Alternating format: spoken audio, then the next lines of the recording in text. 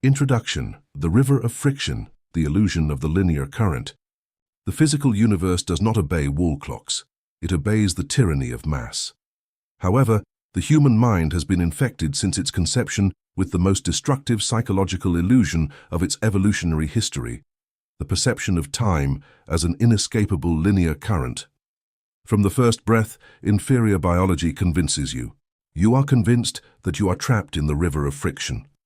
You perceive time as a furious flow, moving inexorably in a single direction, dragging your youth, your opportunities, and your capital toward the inevitable waterfall of death.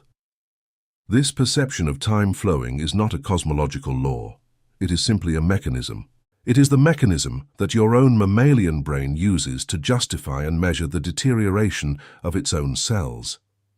By blindly believing in this illusory river, the organism enters a state of perpetual biological emergency. You feel that the days are slipping through your fingers. You feel terror and the animal need to run. You feel the need to hurry to secure success before the calendar declares you obsolete. That constant haste generates an atrocious kinetic friction in your psyche. You must diagnose this urgency not as ambition, but as a lethal thermal disease. When you operate under the yoke of the clock, the friction of your own anxiety burns you. It raises your basal temperature, calcining your logical decisions, evaporating your strategic clarity, and burning your assets before they can materialize. The human who runs fleeing from tomorrow is the perfect slave. His panic prevents him from stopping long enough to accumulate the inertial gravity needed to warp his environment. To govern the material ecosystem, you must execute the extirpation of this chronological illusion.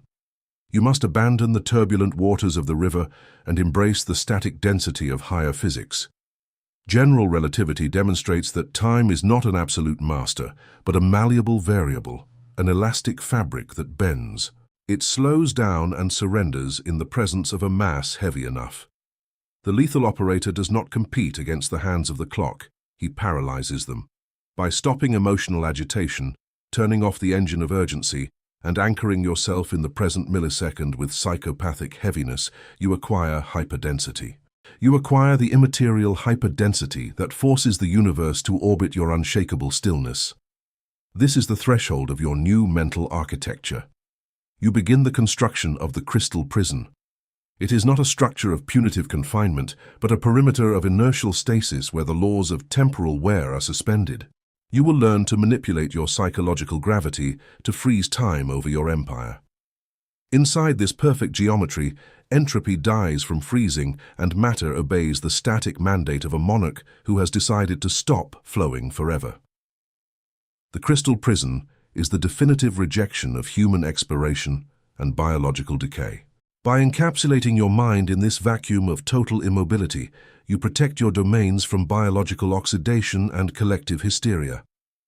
Prepare to mutilate impatience and sit on an unalterable throne where you dictate the slowness with which the cosmos breathes.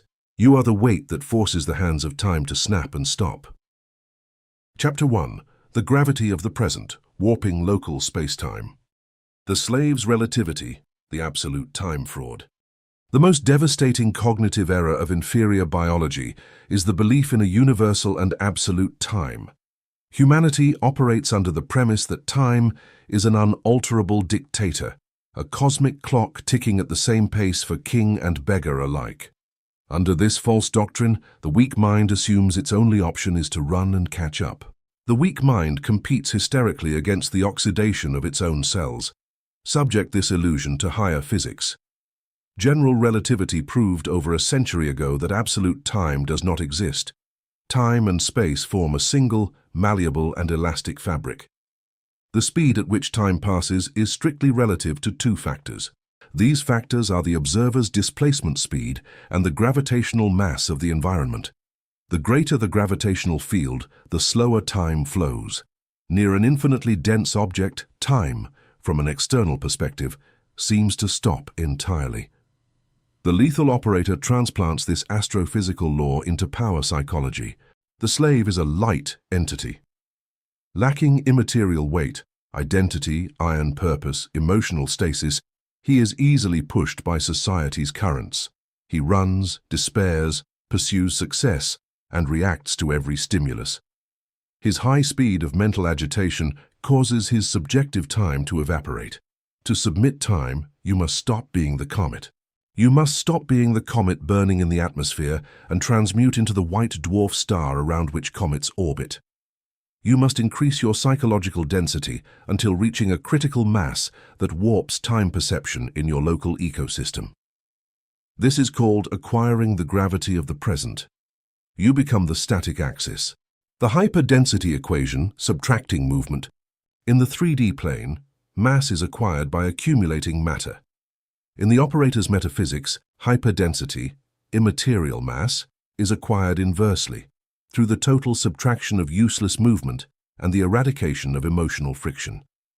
How do you become heavy? By stopping your movement. You must become a localized singularity. Anxiety about the future is a leak of your mass toward a temporal coordinate that does not exist. Nostalgia for the past is a leak toward a graveyard of dead photons. When your mind is divided between what was and what will be, your presence in the now is translucent and light. Any market wind can blow you away easily. To warp local spacetime, you must summon your entire immaterial voltage and anchor it brutally, paramilitarily, and deftly in the exact millisecond you inhabit. You sit at your operations center and cut the threads tying you to expectations. You mentally cancel tomorrow. You force consciousness to recognize the present point. The only geometric coordinate where matter can be manipulated and power exercised is the infinitesimal point of the present. By concentrating 100% of your existence on a single point, that point acquires infinite weight. You have created a gravitational well. The universe has no choice but to settle around you. Bending the fabric of reality, the inertial funnel. Imagine spacetime as a perfectly tensioned elastic sheet. If you place a marble on it, it will barely create a depression. The marble lacks the gravity to attract other objects. This is the presence of the average human. If he wants another marble to approach, he must push it manually through friction, effort, and sweat. Now, imagine placing a sphere of solid osmium in the center of that same sheet. The weight is so overwhelming that the sheet sinks deeply, creating a massive funnel. Any object, financial opportunities, capital, human talent, passing near that depression will stop traveling in a straight line. It will be dragged to the bottom. It will be inevitably drawn to the bottom of the funnel by the law of gravitational attraction. The creator who has consolidated the gravity of the present operates like that osmium sphere. You do not pursue your goals, because pursuing requires leaving your central position, losing your hyperdensity to become a moving object. You nail yourself to the throne of the present. You become so immensely present and inscrutable in your stasis that the social and economic topography around you warps. Matter perceives the immense vacuum of your need. It discovers you are in no hurry and fear no loss. That vacuum of expectation is thermodynamically irresistible. Resources roll toward you not because you ran after them, but because your absolute lethargy warped the ground beneath their feet. You are the center of a suction well that forces the simulation to deliver its assets to your coordinates. You do not work for the result. The result slides down the curve of your own presence. The veto on lightness, eradicating distraction. To sustain this gravitational well without it collapsing, you must subject your psychology to a draconian diet. You must establish the veto on lightness. Lightness is any mental or physical activity that dilutes your inertial density. Talking excessively, justifying decisions, or consuming hysterical entertainment are leaks. Debating hypothetical scenarios not under your control or allowing others' panic to contaminate your breath are acts of lightness. Every time you participate in society's empty chatter, you are giving away electrons of your own gravity. You are allowing the atmospheric pressure of your core to leak outward into the void. The lethal operator imposes acoustic and mental hermeticism upon his being. You speak only when sound is an irreversible mandate. You act only when action is a scalpel-altering matter. The rest of the time, you maintain the geological silence of a mountain. This refusal to participate in human lightness increases your mass. Those who interact with you will feel an inexplicable pressure in their chest, a discomfort born from the abyssal difference in densities. Your mere physical presence will become suffocating for the weak and magnetic for high-value matter. By being heavy and silent, you force the environment to stabilize around your axis. Static observation, the collapse of urgency. The most aggressive training to forge the gravity of the present is the mastery of static observation in the face of crisis. The human nervous system is coded for fight or flight. When an unexpected event hits, a market crash or a corporate betrayal, the amygdala injects cortisol and demands a reaction. It demands speed. Responding immediately to a crisis is submitting to the aggressor's time tyranny. It is confessing that the event has the power to alter your temperature and inertia. When the environment bursts into flames, the hyper-dense creator executes static observation. You freeze. You receive the impact and forbid any muscle spasm. You apply a deliberate and psychopathic delay between stimulus and response. In that interval of total immobility, time around you begins to dilate. While others run in fast motion, consumed by their own hysteria, you observe the anatomy of the problem with narcotic slowness. You are a scientist inspecting a specimen. By not reacting, you absorb the room's urgency and drown it in your gravitational well. You force the crisis into your temporal frame. The threat, coming with kinetic speed, crashes against the wall of your inaction and loses all its momentum. You have disarmed the bomb simply by refusing to recognize its detonator clock. The murder of the meanwhile, repudiating the wait. One of the most pathetic symptoms of linear time perception is the invention of waiting. Humans spend their lives waiting. They wait for Friday, wait to get paid, wait for the market to improve, or wait for someone to love them. Deep psychology tells us that waiting is a state of insufficiency and biological lack. Whoever waits is subconsciously declaring that the present millisecond is defective or unworthy, and that salvation lies in a future coordinate. Waiting is the transit room for slaves. In the crystal prison architecture, the murder of the meanwhile is executed. The gravitational monarch never waits. You are always whole. You act with destructive violence upon matter, or you rest in absolute stasis, but you never remain suspended in the purgatory of expectation. If you issued an expropriation mandate and the universe requires time to restructure its atoms, you do not wait. You disconnect. You withdraw focal attention and sink into the now. The manifestation paradox states that reality takes longer when the observer watches the door with anxiety, because anxiety freezes the wave function in a state of lack.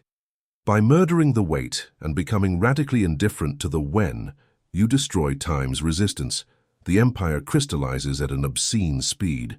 The sovereignty of occupied space, somatic anchoring. For the metaphysics of time to transform into a physical weapon of domination, it must be anchored in the body. The carbon container is not the enemy, it is the presence calibration sensor. This is called the sovereignty of occupied space.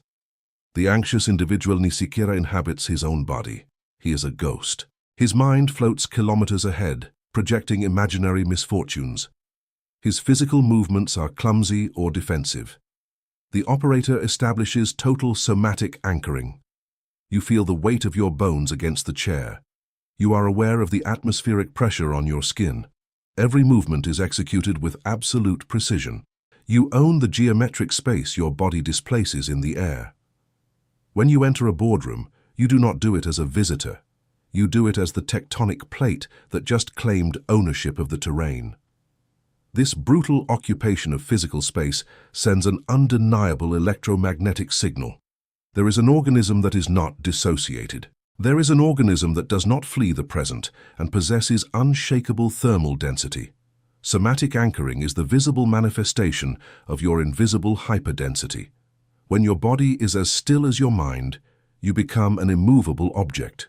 The world has no choice but to become the force that stops against your mass. Relative dilation of the adversary, accelerating others' ruin. General relativity affects your relationship with other bodies. When you reach the gravity of the present and slow your own biological and psychological clock, you produce a devastating effect on competitors, relative dilation. In a power conflict, the clash is always resolved in favor of the one with the lower frequency. The 3D competitor operates with a very high temporal metabolism. They have deadlines, shareholders, and flammable egos demanding daily results. They are engines spinning at 10,000 revolutions per minute. You, from your gravitational well, become the environment that resists their movement. You are the friction. By refusing to accelerate your pace to match theirs, you force them to overexert. To try to move your monolith, they must spend astronomical amounts of kinetic energy. Their minds, trapped in haste, begin to make mathematical errors. They bleed capital. Their internal clock perceives your slowness as a mockery. In their urge to destroy you quickly, they calcine their own empire. You haven't had to launch a single offensive. You used the atrocious weight of your static present to force the enemy to run until dying of a thermodynamic heart attack. You turned time mastery into a siege weapon that accelerates the entropy of others. The tyranny of the millisecond, destructive micro-focus. The inferior mind is frightened by years or decades. The slave is overwhelmed, thinking how he will maintain his empire for a lifetime. This is a design flaw. The creator residing in the crystal prison reduces his spectrum of concern to a microscopic unit of measurement, the tyranny of the millisecond. Quantum physics shows the universe is not a continuous flow, but a series of discrete flashes turning on and off at the speed of the Planck scale. Your empire is not sustained by years, it is sustained by the integrity of the decision you take in the current fraction of a second. If you stabilize the now, you stabilize all. If you can stabilize your iridium core, eliminate fear, and exert absolute zero in the exact millisecond you are breathing, you have won. The past no longer exists to threaten you. The future has not crystallized to claim you. All the weight of your existence condenses into the perfection of the now. You are final. By governing the millisecond with aseptic cruelty, you find the years take care of themselves. The greatness of a legacy or a fortune is not the result of an anxious long-term plan, but the accumulation of trillions of milliseconds governed under the same tyranny of unalterable stillness. You enslave eternity by the now, the vertex of curved space. Look at yourself in your sterilized operations chamber, having amputated the linear clock and crushed the biological calendar's tyranny. You managed to suffocate the slave's relativity. You understood haste and anxious movement were symptoms of a mass-lacking entity burning in the atmosphere of its own hysteria. It is over. You executed the hyperdensity equation, subtracting all psychological movement toward the past or future to condense your mass into the only real point. You became the gravitational well. You bent reality's sheet by suppressing need, forcing capital and submission to fall into your funnel instead of begging for them. You established the veto on lightness, sealing your lips and mind against the biomass's thermal distraction. You applied static observation to crisis fires, delaying your response to disarm the aggressor through lethargy. You murdered the, meanwhile, annihilating the waiting state to always operate from totality. You anchored your body to the 3D plane with the sovereignty of occupied space, and used relative dilation to force the adversary to calcine in his own urgency. Finally, you assumed the tyranny of the millisecond, embracing the destructive micro-focus that guarantees your empire's invulnerability one instant at a time. Chapter 2. Thermodynamics of Urgency, the Murder of Haste. The Physics of Agitation, Entropy and Matter Degradation. To master the architecture of time, the operator must subject his behavior to the unshakable laws of thermodynamics. Physics establishes that heat is the macroscopic manifestation of microscopic agitation. When particles move quickly, they collide erratically. These collisions generate friction. Friction generates heat. And heat inexorably accelerates the structural degradation of matter, leading the system toward its maximum entropy, total disorder, dissipation, and death. Subject this physical law to the psychology of human behavior. What is haste? Haste is the psychological equivalent of thermal agitation. When an individual feels urgency to reach a goal or close a deal, their mind enters a state of accelerated molecular movement. They agitate. They change strategies constantly. They speak faster. They take decisions based on the pressure of the clock and not on the geometric density of convenience. By agitating, the individual generates a monstrous kinetic friction against the surrounding ecosystem. That friction raises their basal temperature. They start to sweat desperation. And exactly as the second law of thermodynamics dictates, that internal heat accelerates the degradation of their own assets. Haste burns capital, calcines relationships, and evaporates opportunities before they have the physical time to crystallize. Whoever operates with urgency is, literally, destroying their own empire through the combustion of their anxiety. To build the crystal prison, you must first extinguish the fire of your own hurry. Haste as the fire of incompetence, the terror of lack. Deep psychology demands we diagnose the origin of this agitation. A hyper-dense creator does not run, mountains do not run, black holes do not run. Frenetic movement is exclusive to biological prey trying to escape the jaws of a predator, or starving organisms running toward food for fear another will snatch it. Therefore, haste is the empirical proof of metaphysical incompetence. When you hurry, you are emitting a thermodynamic declaration to the universe. I doubt this belongs to me. I doubt my gravitational mass is enough to attract it, so I must run to catch it with my own hands before it disappears. Urgency is the fire of those who doubt. It is the public confession of your terror of scarcity. If quantum mechanics dictates that your focused intention collapses the wave function of probability into matter, doubting that collapse is injecting chaos into the equation.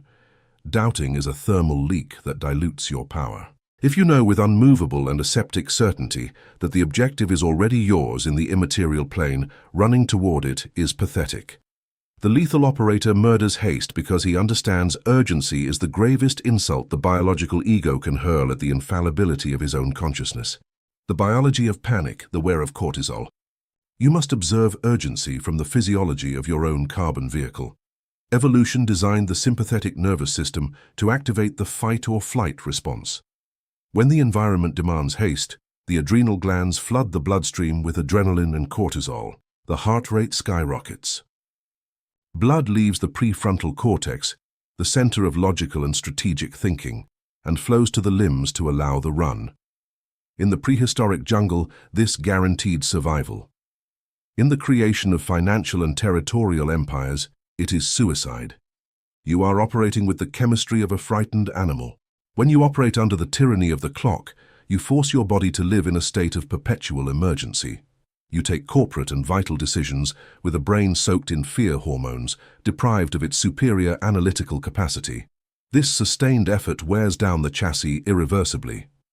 The human ages, gets sick, and loses hyperdensity not from physical work, but from the chemical poison his own temporal anxiety forces him to swallow. To construct the crystal prison, you must turn off this mechanism. You must force your biology to operate under the lethargic cadence of the apex of the food chain. The veto on reactive acceleration, the space between stimulus and response. The outside world is an incessant storm of stimuli designed to steal your stillness.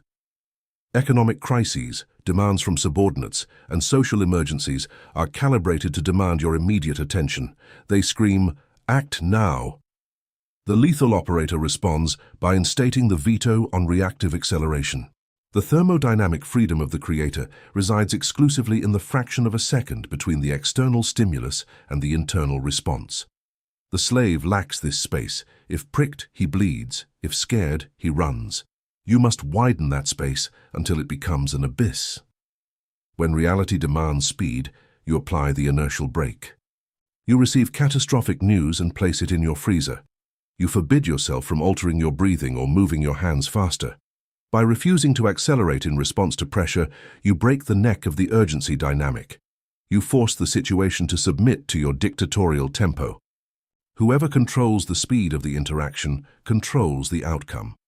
By systematically refusing to be rushed, you become an immovable force against which the panic of others crashes and disintegrates. Your immobility is a wall that absorbs the kinetic energy of the crisis, turning the fire into ice. Paramilitary slowness, aseptic and deliberate movement. Murdering haste does not mean falling into paralysis or negligence. It means transmuting chaotic movement into paramilitary slowness. Observe the difference between a terrified civilian in combat and an elite sniper. The civilian runs and screams, wasting massive caloric energy without escaping the line of fire. The sniper slows his breathing, He moves his muscles millimeter by millimeter. He adjusts the weapon with gelider precision, ignoring the chaos. His slowness is not weakness, it is the concentration of absolute lethality. In the administration of your empire, your actions must imitate this cadence. When you walk into a high-voltage meeting, you do so with heavy, measured steps. When you take the word, you articulate every syllable from the diaphragm without speeding up to avoid interruption. This aseptic slowness communicates that you possess unlimited time and no variable has the mass to disturb your center. Preservation of kinetic energy, the reservoir of inertia. In classical physics, energy exists in two states: potential, stored, and kinetic, in motion. Water in a dam possesses monumental potential energy, but it is completely still. When the gates open, that stillness transforms into kinetic energy capable of generating electricity for entire continents. Average humanity has constant leaks in its dam. They speak too fast, act on impulse, and get angry over trivialities. They are constantly spilling their potential energy into weak and useless kinetic energy. The thermodynamics of urgency demands you seal every crack in your psychological dam. You accumulate potential energy by retaining movement. You swallow unnecessary words. You stifle the impulse to react to offenses. You stop the compulsion to check the progress of your assets. You get colder on the outside, but your core accumulates incalculable atmospheric pressure. When you finally decide to act, you open the floodgate. But you do not do it with haste, you do it with the raw weight of a collapsing dam. The energy released is not a sweaty effort, it is a definitive inertial blow that alters the geography of your sector without the need for a second attempt. Cooling the ecosystem, the temperature of victory. Murdering haste has an invasive thermodynamic effect on your surroundings. Heat always seeks to transfer toward colder bodies to reach equilibrium. If you enter a negotiation maintaining the operative absolute zero, you become a thermal sink. You literally absorb the fire of others. Your 3D competitors will try to inject urgency. They will tell you offers expire and markets are volatile. They burn in the fire of their own anxiety. But by crashing against your paramilitary lethargy, their heat begins to dissipate. Urgency requires feedback. It requires the other side to also start running. As you remain motionless, heavy, and silent, their agitation finds no echo. Slowly, the panic of the room suffocates. The desperation of the competition freezes. The victory belongs to you because you were the only organism in the room with the discipline to let the others die of hypothermia. Repudiating sweaty effort, the fallacy of hard work. The culture of inferior biology has canonized hard work.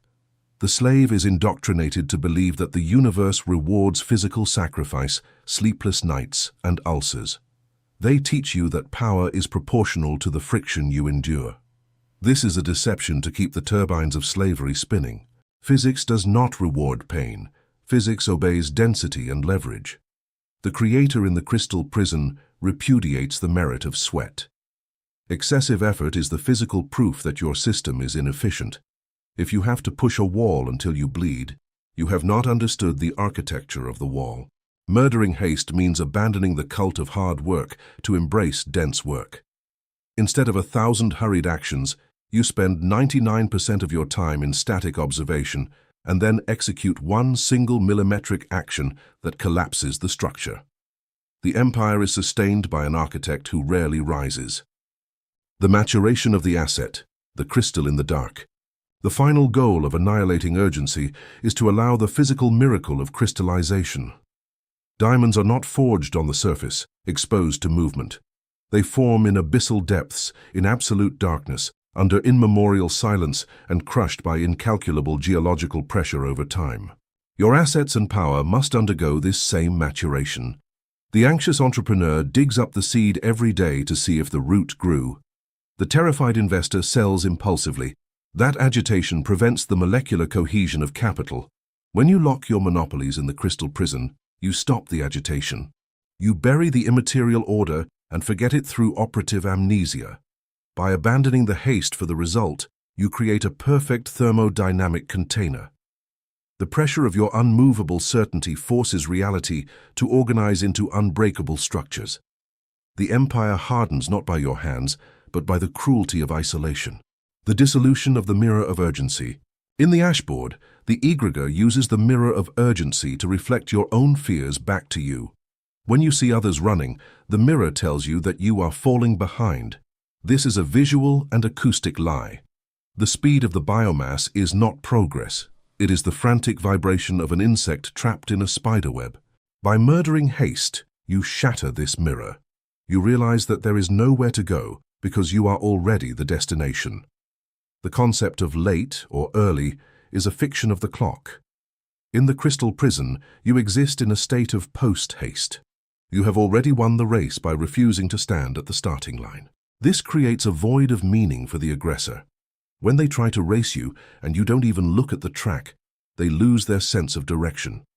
Your stillness becomes a psychological torture for those who depend on speed to validate their existence. You win by being the only one who doesn't believe in the race. The weight of the iridium word. When you have murdered Haste, your communication undergoes a mutation. You no longer feel the need to fill the silence. The slave speaks fast because he fears losing the listener's attention. He fears that if he stops making noise, his lack of mass will be revealed. The operator speaks with the weight of iridium. Each word you utter is a cold, heavy stone. You speak slowly, with a cadence that forces the listener to slow their own heart rate to keep up. You use silence as an active pressure. If you are asked a question that demands a hurried answer, you remain silent for 10 seconds, staring through the interlocutor. This silence is not passive. It is an offensive maneuver. It forces the other person to confront the noise in their own mind. By the time you speak, the interlocutor has already been defeated by the atmospheric pressure of your quietude. Your voice is not a suggestion. It is a decree that settles into the frozen air. The lethargy of the sovereign executioner. The final stage of the murder of Haste is the adoption of the lethargy of the sovereign executioner. You do not rush the execution of a maneuver. You do not hurry the collapse of a competitor. You watch the process with the detached boredom of a god who knows that the outcome is already written in the BIOS. This lethargy is the highest form of power. It is the ability to watch your empire being built or your enemies being destroyed as if you were watching a silent film. You do not lean forward in your seat. You do not check the ticker every 5 minutes. You occupy the present with such density that the future is forced to arrive on your terms. If the simulation tries to delay your booty, you do not get angry. You simply increase your pressure. You become heavier. You realize that time is just a resistance that your gravity will eventually overcome. Your reign is not a sprint. It is the infinite, cold, and silent expansion of a black hole in a vacuum. Architect of the geological ice, look at yourself in the deep stillness of your own vacuum chamber, having suffocated the biological disease that consumes humanity. You managed to gut the physics of agitation. You understood that erratic movement and emotional friction were the heralds of entropy, burning your empire before its foundations could set. You mutilated Haste, diagnosing it as the fire of incompetence. You turned off the biology of panic, forcing your organism to adopt the paramilitary lethargy of the supreme predator. You instated the veto on reactive acceleration, drowning the hysteria of others in the blackness of your gravitational well. You became the master of energy preservation, accumulating an atavistic inertia that you only release in the millisecond of absolute collapse. You repudiated the religion of sweaty effort, embracing the gelida efficiency of dense work. Finally, you buried your assets in the darkness of your own stasis. The urgency has been calcined. The fire of anxiety is extinguished. You operate in the physical world with a slowness that terrifies the living and subdues the markets. You are the architect of the geological ice. The second wall of your crystal prison is raised, freezing the space around you. You are the immovable monarch. Chapter 3. The Paralysis of Yesterday. Extirpating the Entropy of Memory. The Physics of Dead Photons. The Thermodynamic Cost of Remembrance. To govern the time variable and isolate your empire in perfect stasis, you must understand the physical nature of what inferior biology calls the past. In the cosmos mechanics, the past is not a geographical place to return to. It is not a room you can enter. The past is, in strictly optical terms, light that has already traveled. It is light that has traveled, impacted and dissipated in the vastness of space. They are dead photons. The human mind, however, possesses a catastrophic evolutionary flaw: emotional memory. The mammalian brain has the capacity to spend astronomical amounts of metabolic and psychological energy trying to reconstruct the image of those photons. When you remember a painful event or a strategic error, your brain must ignite vast neural networks, consume oxygen, and generate heat to project that immaterial mirage into your consciousness. You are using the vital fuel of the present to illuminate an empty theater. We diagnose this energy leak as the entropy of memory. Every millisecond you spend inhabiting memory is a millisecond in which your inertial mass decreases in the present. You are transferring your gravity, weight, and density from the current coordinate toward a coordinate that no longer possesses material existence. The operator must understand that remembering with attachment is suicide. It is a thermodynamic suicide. It is the act of bleeding out your absolute power to try to revive an atomic corpse that will never breathe again. To erect the crystal prison, you must seal the leak of the past and concentrate every erg of energy into the now. You must become an entity without history to become an entity without limits. The black hole of nostalgia, the anesthesia of the weak. The most seductive and destructive manifestation of memory is nostalgia. 3D society glorifies nostalgia. The biomass gathers to talk about the old days, sighing for golden eras or the purity they believed they possessed. Apply the scalpel of physics to this feeling. Nostalgia is the anesthesia of organisms defeated by the now. When an individual lacks the hyperdensity to dominate their current environment, their mind seeks refuge in the warmth of a distorted memory. Nostalgia is a thermal evasion mechanism. It warms you artificially with the illusion of extinct happiness so you do not feel the gelida cold of your current incompetence. But this is poison. Nostalgia acts as a backward-facing black hole. It sucks your will for conquest. It convinces you that the best of your existence has already happened. A creator who feels nostalgia is a monarch who has abdicated his throne to sit and cry in front of the ruins of his old palace. In the architecture of total immobility, it is forbidden. You forbid yourself from looking in the rearview mirror of existence. You assume that any event left behind your timeline is inorganic dross that no longer deserves a single calorie of your attention. You look ahead, not because you seek a destination, but because you refuse to let your mass be diluted by the ghosts of what was. The friction of regret, fighting against causality. If nostalgia is the poison of past victories, regret is the sulfuric acid of defeats. The slave goes to bed, and his mind becomes a torture chamber. They go over their mistakes, feeling atrocious guilt and a desperate desire to go back. Analyze regret from the second law of thermodynamics. Entropy always increases. A broken glass cannot recompose itself. Physical time has a unidirectional arrow. Regret is the psychological attempt to reverse the arrow of time. It is the attempt to swim against the waterfall of universal causality. This effort is the most violent generator of friction in the human psyche. It calcines your sanity. Fighting against what already happened generates an emotional temperature capable of melting your focus. Regret keeps you tied to the moment of impact, forcing you to live the accident in an infinite loop. The operator executes the eradication of guilt. You do not regret tactical errors because morality is a human invention. The error was simply a suboptimal mathematical calculation in the field of probabilities. Gravity does not apologize when it crushes an organism. It simply continues to be gravity. You apply this same geological coldness to your failures. The fact has crystallized. Regret is burning energy protesting the hardness of a diamond. Tactical autopsy extracting the useful isotope. Eliminating regret does not mean the operator should commit the same error twice. There is an abyss between suffering for the past and learning from the mechanics of collision. When a maneuver results in a loss of capital, the biomass enters mourning. The hyperdense creator executes a tactical autopsy instead. The process must be surgical, sterile, and devoid of any fluctuation in your basal temperature. You place the corpse of the error on the steel table of your mind. There are no tears. You take the scalpel of pure analysis and dissect the event. You look for the structural flaw. You look for the mathematical failure. You extract the hard data, the math of the failure. That data is a high-value strategic radioactive isotope. Once you have it, you order the immediate incineration of the rest of the corpse. You burn the emotional context. You burn the faces of those who betrayed you. You burn the bitter taste of the loss. It ceases to exist. You only keep the mathematical formula of the lesson to incorporate it into your inertial armor. This is the only way the past is allowed to enter the crystal prison, not as a memory that hurts, but as an assimilated physical principle.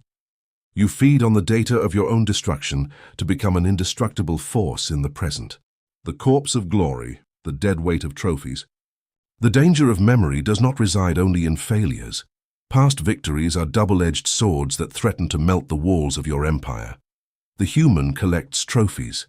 They want to remember how great they were. This accumulation of past glory becomes an identity, and here lies the thermal trap. Trophies generate complacency. Past success injects a comforting heat into your core, convincing you that you can reduce the pressure and enjoy the fruits of your effort. Complacency is the prelude to disintegration. In the millisecond, the ice feels satisfied being cold, it begins to melt.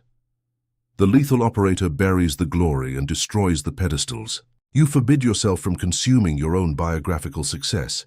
If you conquered a market yesterday, that victory belongs to yesterday. Today, you force yourself to assume a tactical amnesia. You are an organism with 0 victories in its immediate file, with an inertial hunger that demands to be satiated once again. A static empire is not maintained by living off the interest of rusted glories. It is maintained by applying the same atrocious force of gravity in the current millisecond. You ignore that any previous victory ever existed. You wake up every morning as a predator with an empty belly and a cold heart, ready to collapse reality again. The annihilation of biography, murdering the narrative. The human being narrates his own existence. They build a novel where they are the tragic protagonist who overcame themselves. This biographical narrative is a heavy chain they drag through space-time. When you cling to your story, you force yourself to act in coherence with that character. You limit your potential. If your narrative is that of the tireless fighter, your brain will unconsciously seek friction and difficulty to maintain the character's coherence. To operate at absolute zero, you must execute the annihilation of biography. You are not your past. You are not your trauma or your financial failures. You are a physical force. Break the narrative thread. By stripping yourself of your biography, you become inscrutable and free. You have no historical image to protect. You have no debts to the version of yourself that existed 10 years ago. You are an immaculate physical force, without a past, without existential fingerprints. You are a silent void. The annihilation of personal history allows you to mutate, change direction, and exercise a financial or territorial violence that the biomass cannot predict. They try to read you using a book whose pages you yourself burned. You become an enigma to the simulation, a localized singularity that obeys no prior law or story. The repudiation of karmic debt, the universe has no accounting. The deepest psychological conditioning linked to the past is the morality of debt. Systems of control have instilled the concept of karma, or compensation. They teach you that if you cause damage, the universe will charge you. This belief forces humanity to carry a sack of invisible stones. Guilt weakens them. Guilt weakens their electromagnetic field, inviting punishment. Subject karma to pure quantum physics. The material universe has no morality. Gravity does not distinguish between saints and sinners. It crushes both with the same equation. Karma is an invention of herds to console themselves when wolves devour them. The monarch repudiates karmic debt. You assume the absolute amorality of physical laws. If in your ascent you had to expropriate or crush obstacles, you do not keep a single drop of remorse. You refuse to pay a cosmic tax that does not exist. By convincing yourself that the universe owes you nothing, you close the thermal leak. You operate with a terrifying inertial cleanliness, knowing that the only real punishment in existence is lacking enough mass to impose your will. You do not look at the sky for forgiveness. You look at the board for expansion. The absence of guilt makes your gravity pure and your impact absolute. You are beyond their human judgment. The amnesic void as shielding, immunity to blackmail. When you interact with the social and corporate ecosystem, your adversaries will try to use your past as a weapon. They will try to unearth your mistakes from 5 years ago to shame you and make your temperature rise. If you have executed the amputation of yesterday, this attack crashes against a wall of soundless steel. You adopt the amnesic void. When the world screams remembering your previous sins, you look at them with the aseptic perplexity of someone hearing about a stranger who died decades ago. You do not defend yourself from the past because the you of the past no longer inhabits this container. You are a new entity. You do not apologize for actions occurred in time coordinates you no longer occupy. This categorical refusal to recognize historical blackmail unhinges the adversary. The enemy meets a wall of clinical indifference. They discover they cannot hurt you by shooting arrows at a shadow that has already dissolved. You are bulletproof. The amnesic void turns you into a bulletproof entity because there is no contact surface where the dart of humiliation can strike. By having no history, you have no handles. The matrix cannot grasp you. You move through the simulation as a spectral force, present in mass but absent in biography. You are the invisible master, the absolute center of the now, the singularity without memory. The extirpation of memory is not meant to leave you in a vegetative state. The purpose is the massive accumulation of energy for the singular event. Imagine a laser. Ordinary light is scattered, like a mind trapped in past and future. A laser collimates all photons into a single coherent beam synchronized in space and time. That beam, by concentrating all its energy on a single geometric point, is capable of cutting titanium. When you amputate nostalgia and burn your trophies, you are collimating your consciousness. All the immense mental voltage you use to sustain your personal history is redirected abruptly toward the present millisecond. You reach the absolute center of the now. In this coordinate of singularity, your perception becomes microscopic and lethal. The density of your attention is so overwhelming that matter has no option but to surrender. You no longer solve problems by negotiating. You pierce through them. You dictate results based on your current weight. The crystal prison becomes impenetrable because there are no temporal cracks where weakness can infiltrate. You are a point of infinite pressure in the simulator. By being nowhere but here and now, you become the axis upon which the reality of others must spin. You are the sovereign of the instantaneous. Your rule is immediate. The monarch without shadow. Look at yourself in the majestic stillness of your own vault of immobility, having forever closed the door to the ghosts that drained humanity's voltage. You managed to suffocate the physics of dead photons. You understood that remembering with attachment was a thermodynamic leak, a waste of energy to illuminate dead scenarios. You mutilated the seduction of nostalgia. You executed the murder of regret, assuming the universe is a one-way river. You applied the tactical autopsy to your defeats, extracting the math and burning the emotion. You repudiated the corpse of glory, destroying your pedestals to ensure yesterday's success never melts today's ice. You annihilated your biographical narrative, freeing yourself from the chains of coherence to mutate with the lethal efficiency of a force of nature.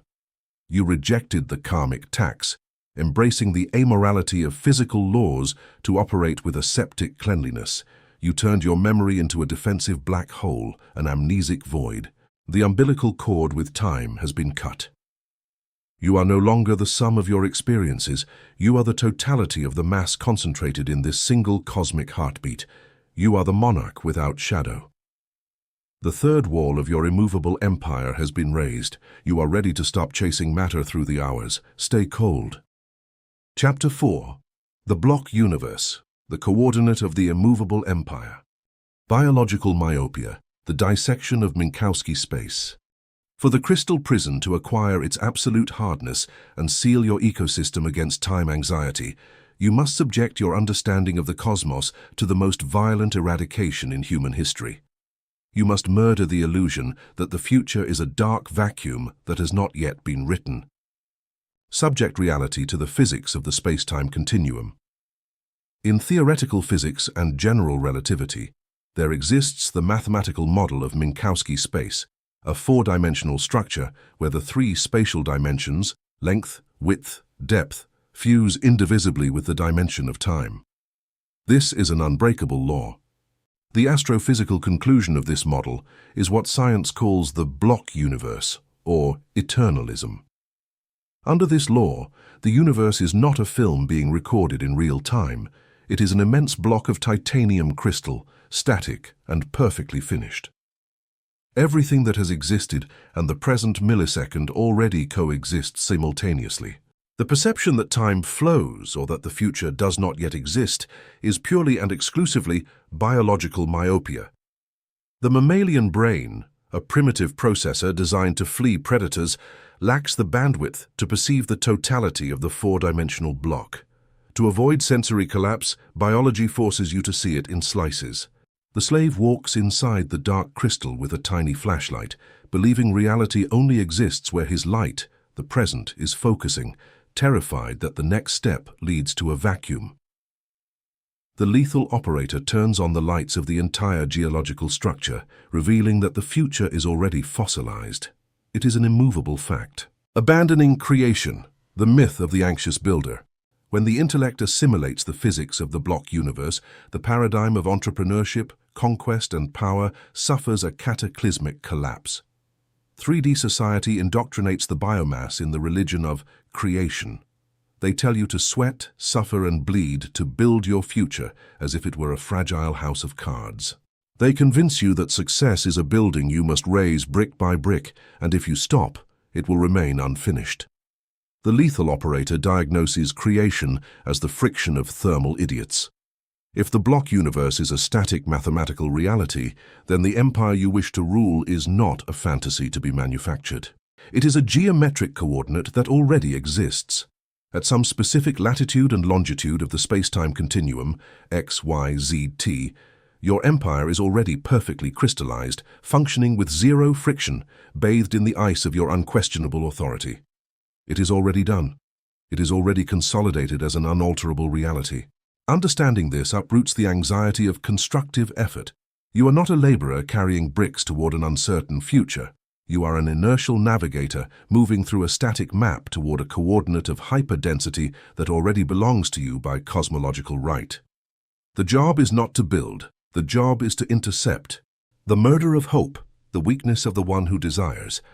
To navigate the static block and align your mass with the empire's coordinate, you must purge the most poisonous and toxic feeling of humanity: hope. Deep psychology and pure metaphysics establish that hope is the thermal manifestation of lack. The slave says, "I hope to achieve this goal." He is admitting a lack. By thinking the word hope, the organism empirically confesses it contemplates the possibility of failure. If you contemplate failure, you are injecting doubt into your electromagnetic field. Doubt generates molecular friction, and that friction diverts your trajectory within the space-time block. It is a fatal leakage. Hope is a beggar pleading at the door of the universe. In the crystal prison architecture, hope is outlawed and replaced by inertial certainty. A geologist does not hope the granite mountain stays there tomorrow. He has the inertial certainty of its existence based on matter's density. He does not waste energy on doubt. The hyperdense creator does not harbor hopes about success. Why would you hope for something if you know through the physics of eternalism that it already exists as a solid object in the four-dimensional lattice? Hope is the emotional reaction to uncertainty. Inertial certainty is the psychopathic lethargy of the map holder.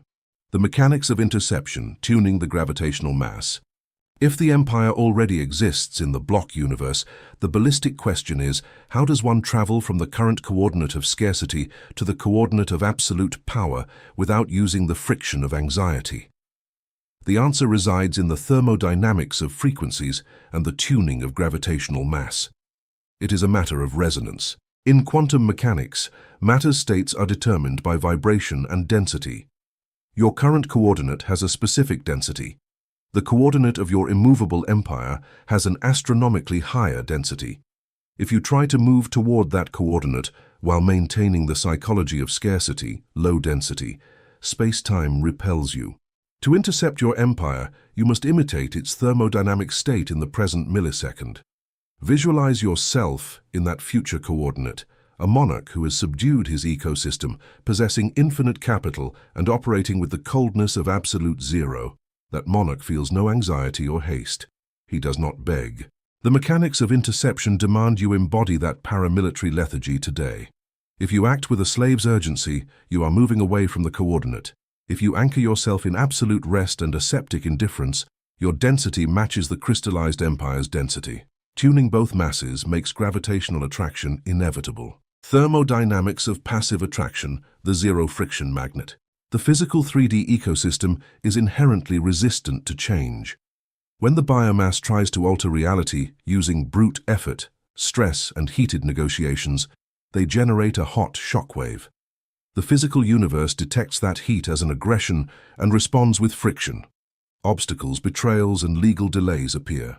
The crystal prison neutralizes this resistance through the thermodynamics of passive attraction. By understanding that the future is already printed in the static block, you abandon the need to push reality. You assume the lethargy of a planetary-sized iridium magnet.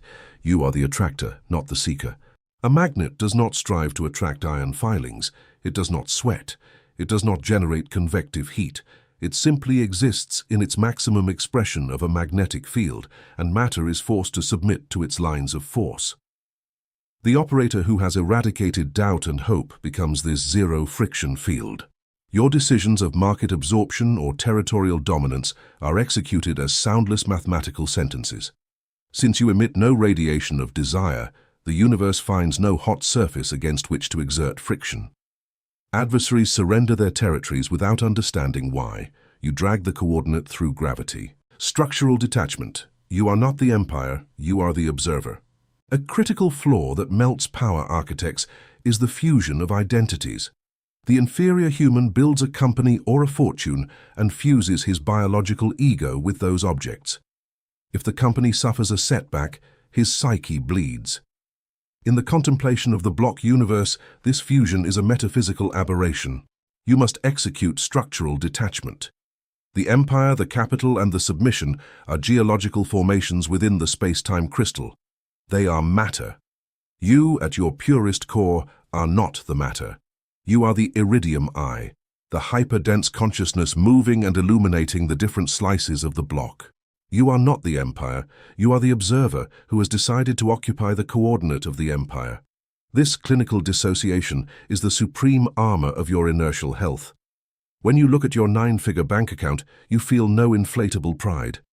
When you dominate a sector, you don't let dopamine heat your reactor. You observe it with the same utilitarian apathy an astronaut uses for his control panel. It is the equipment needed to govern the vacuum, but it is not his identity. By not loving the structure you have intercepted, you become geometrically invulnerable to its loss, guaranteeing that no market fluctuation alters your base. The annihilation of uncertainty, walking on conquered ground.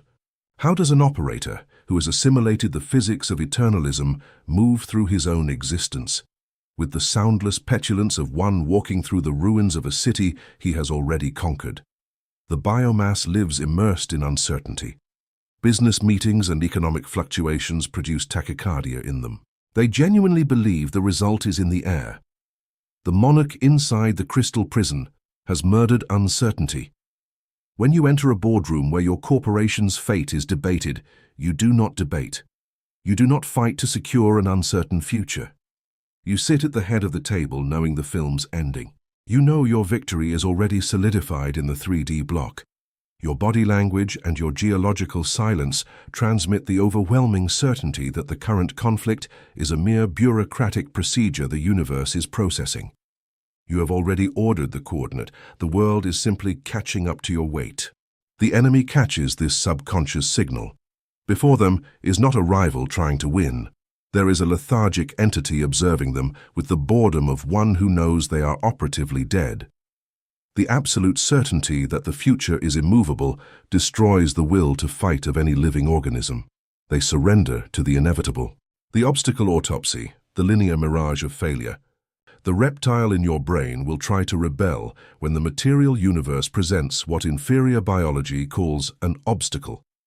If a hostile takeover is blocked or a partner betrays the ecosystem, the weak mind will scream, the coordinate is lost. Subject: the obstacle to the quantum autopsy of the static block. In a four-dimensional map, a straight line is not always the path of least thermal resistance. A financial setback is not the end of the empire or the annulment of the coordinate. It is simply a topographical fold inside the crystal. It is a crater you must cross to continue the interception of the goal. The human biomass confuses the bump in the road with the final destination. That is why they get depressed and dissipate their mass. The hyperdense creator understands the obstacle is an intermediate coordinate of lower density.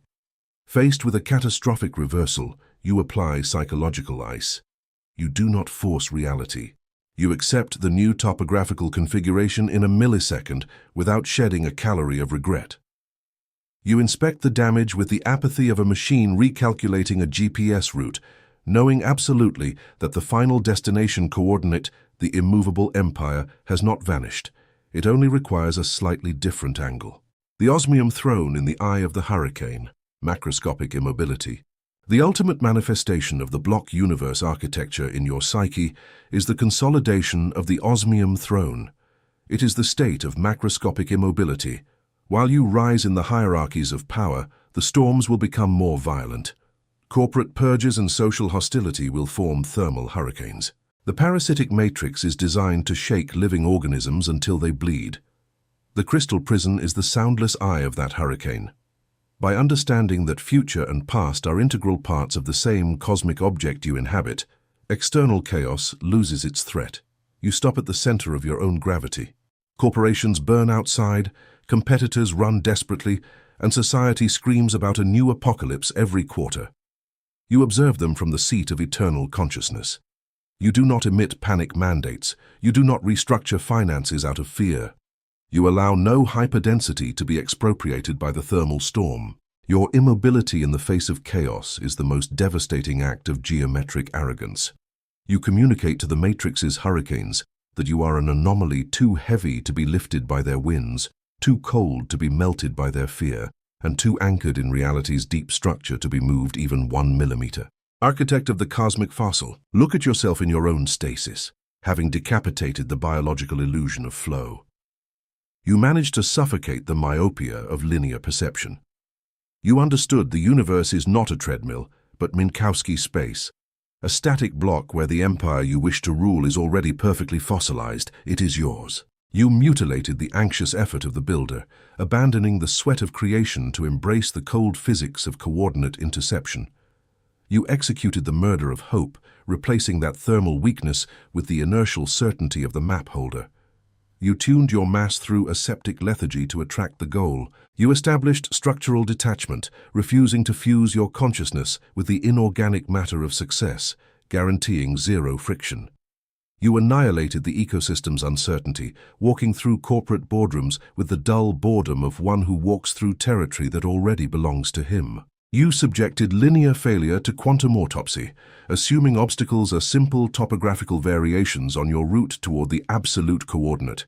And you sat on the osmium throne in the eye of the thermal hurricane, showing the world's chaos that macroscopic immobility is the shield against material hysteria. Chapter 5. Psychological Stasis, the Vacuum of Expectation. The Neurobiology of Lack, the Dopamine Fraud.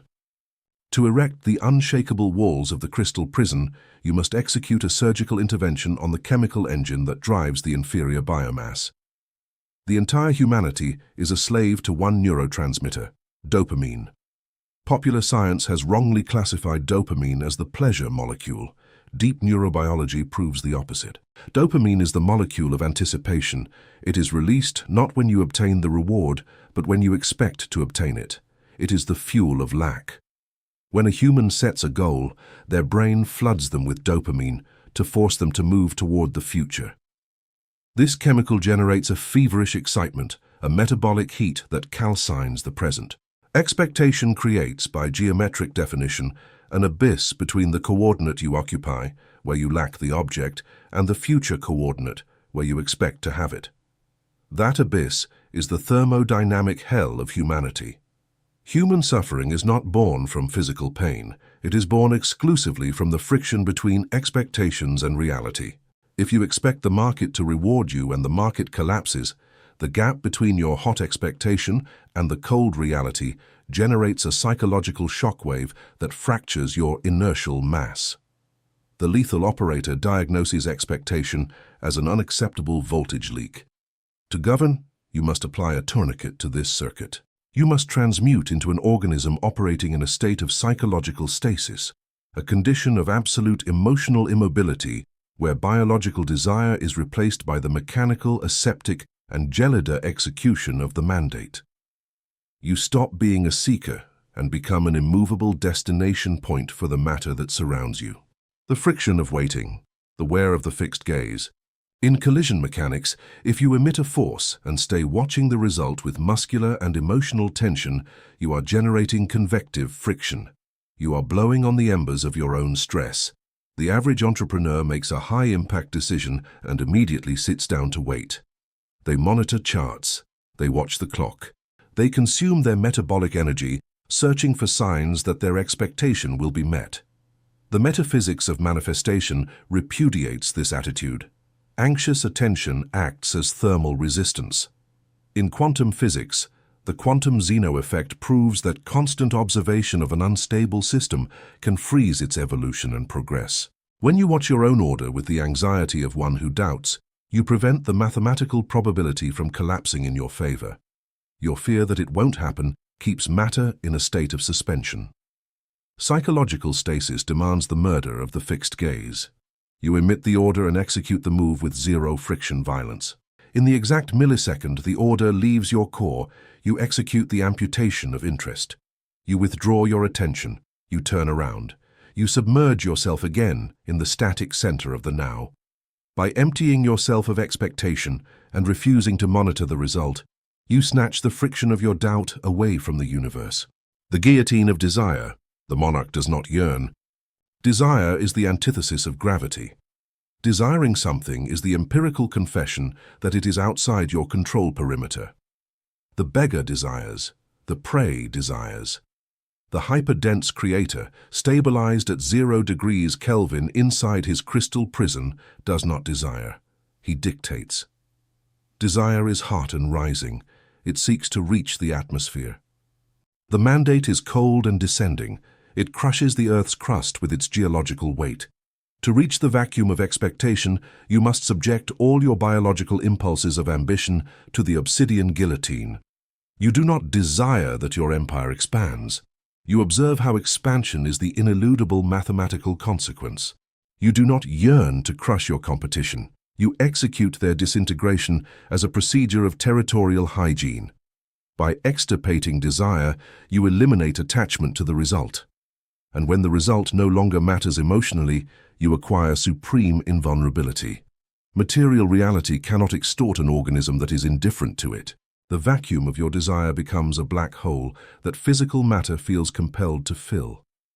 You become a void so deep and heavy that the simulation is forced to organize itself around your lack of need.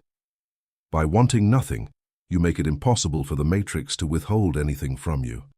You govern through pure structural absence. Operative lethargy, action without excitement.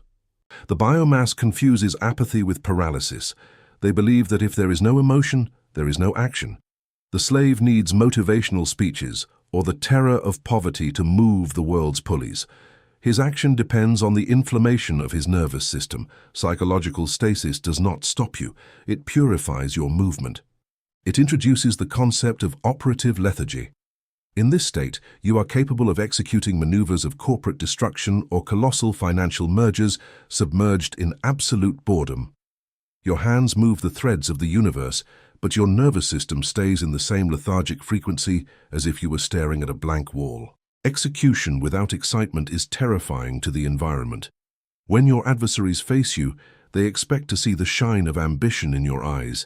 By hitting your operative lethargy, their minds collapse. They cannot understand how a force of such destructive magnitude can operate without emitting heat or showing a single pulse. Castration of triumph and failure. Data, not emotions. Expectation is a pendulum swinging between two poisonous poles, the euphoria of triumph and the agony of failure. If you allow expectation to survive, you will be condemned to swing on this pendulum, dizzy from ego thermodynamics. To seal the crystal prison, you must castrate both poles. You must turn events into simple figures. When material reality obeys your mandate and the empire absorbs wealth, the biological ego will try to inflate.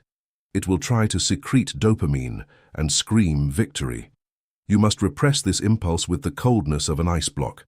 To celebrate is to confess that triumph surprised you, revealing that deep down you harbored a doubt. The monarch receives success with an abyssal indifference. It is simply the logical arrangement of matter before an inertial superiority. Similarly, if matter presents resistance and a project collapses, the ego will try to scream failure. You must anesthetize that pain. Failure is not an offense. It is a simple packet of data. By reducing monumental triumph and apocalyptic disaster to the category of simple informative data, you strip the universe of its ability to alter your temperature. The vacuum of expectation shields you against the blackmail of victory and the extortion of defeat. Only stasis exists, pure and unshakable, above all human outcomes. Isolation from external dopamine, closing the social hatch. The human ecosystem is a gigantic resonance chamber of crossed expectations. The biomass demands you meet its expectations and offers social approval if you do. They applaud you and give you titles. This is the thermal domestication system of the masses. If your crystal prison is to be unassailable, you must become deaf. The operator executes the isolation from external dopamine. You disconnect emotionally from the judgment of allies, subordinates, and society. If they praise your financial brilliance, you receive the compliment as one receives a weather report. If they insult or defame you, you receive it with the same level of interest. By refusing to feed on external validation, you cut the leash with which the herd controls individuals. Your immaterial core becomes self-sufficient. Since you do not expect to be loved or understood, their love and hate bounce off your obsidian perimeter without causing the slightest vibration in your psychological stasis. The tyranny of inner silence, the cessation of internal dialogue. Expectation is often a feverish dialogue occurring inside one's own skull. The slave talks to himself constantly, debating options and imagining future scenarios. This monologue is the convective friction of the brain spinning in a vacuum. Psychological stasis requires the tyranny of inner silence. You must end the noise. You cannot govern the universe's stillness if your own mind is a war zone. You must instate martial censorship over internal dialogue. You turn off the narrator's voice. When you take a decision, you do not debate it with yourself. When at rest, you do not allow imagination to generate holograms of possible futures to heat you. Forcing this inner silence is unnatural for the mammal, but it is the base frequency of the quantum deity. In the soundless vacuum of a mind that has stopped talking to itself, concentration density reaches critical mass. Solutions to complex problems emerge from the silent pressure of operative absolute zero, not from effort. The state of inevitability, substituting physics for faith. The weak human operates under the banner of faith. They blindly believe in a result because they lack the power to guarantee it. Faith is the first cousin of hope. It is warm, emotional, and extremely fragile before the rigor of entropy. Inside the crystal prison, faith is eradicated and replaced by the state of inevitability. Inevitability is not an emotion. It is an inertial and deaf conviction. It is the cellular understanding that your hyperdensity is superior to the environment's resistance and that by physics laws, the environment must yield. When you occupy the vacuum of expectation, you do not believe you will conquer the market. You assume conquest with the same bored lethargy with which you assume an object will fall if you release it. This psychopathic certainty eliminates the need for motivation. Positive thinking is the life jacket of the drowning. The unalterable monarch does not think positively. He does not think at all. He merely exerts his weight. The creator's structural vacuum. Look at yourself in the gelida immensity of your own mind, having extirpated the tumor of anticipation that devoured the peace of men. You managed to suffocate the neurobiology of lack. You understood that dopamine was the chemical whip used by biology to keep you running, and you applied the paramilitary tourniquet. You mutilated the friction of waiting, murdering the anxious gaze that froze quantum probability. You executed the guillotine of desire, assuming the monarch does not yearn but dictates. You submerged yourself in operative lethargy, executing maneuvers of mass destruction with the aseptic boredom of a geological automaton. You castrated the pendulum of triumph and failure, reducing apocalypse and glory to simple data packets unable to alter your temperature. You executed the isolation from external dopamine, becoming deaf to the biomass's applause or hate. You instated the tyranny of inner silence, operating from the soundless density of the void, and you transmuted the fragile faith of mortals into the state of inevitability, assuming success as the boring physical law of your own crushing mass. Expectation's pain is pulverized. You are the creator's structural vacuum. By emptying yourself of need, you have become the most lethal magnetic force on the ashboard. Chapter 6. Inertial Crystallization, the repose of matter. The thermodynamics of phase transition, the repudiation of the liquid. For the empire forged in the crystal prison to acquire the geometric invulnerability of iridium, the operator must understand the physics of the states of matter. Human biomass suffers from a pathological obsession with liquidity. In the financial, corporate, and relational world, the slave loves to keep his assets in a liquid or gaseous state. They want to have money available instantly, they want open options, they want the capacity to change direction in any millisecond. They believe that fluidity is security. Apply the laws of thermodynamics to this fallacy. Matter in a liquid or gaseous state is characterized by possessing high kinetic energy. Its molecular bonds are weak, unstable, and chaotic. A liquid takes the shape of the container that holds it. If the three-dimensional ecosystem tilts, the liquid spills and is lost. A gas expands until it dissipates into nothingness. Maintaining your power, your capital, and your decisions in a fluid state means subjecting them to constant thermal agitation. You are vulnerable to evaporation and theft. The hyper-dense creator repudiates liquidity as a final state. The goal of true material domination is the phase transition toward the solid state, specifically toward the perfect crystalline lattice. The hardest, most valuable, and unshakable materials in the three-dimensional universe, such as diamond or osmium, possess rigid atomic bonds and a kinetic energy near zero. Their power does not reside in their capacity to move or adapt to the vessel, but in their absolute refusal to deform in the face of external pressure. Inertial crystallization is the process through which you take the fluid matter of your conquests, and, through the application of absolute repose and incalculable psychological pressure, you harden it into a monolith. The thermal surveillance syndrome, the market's Zeno effect. The greatest obstacle to the crystallization of matter is the human's own gaze. The psychology of the terrified individual forces him to constantly monitor his assets. The entrepreneur checks his sales metrics every hour.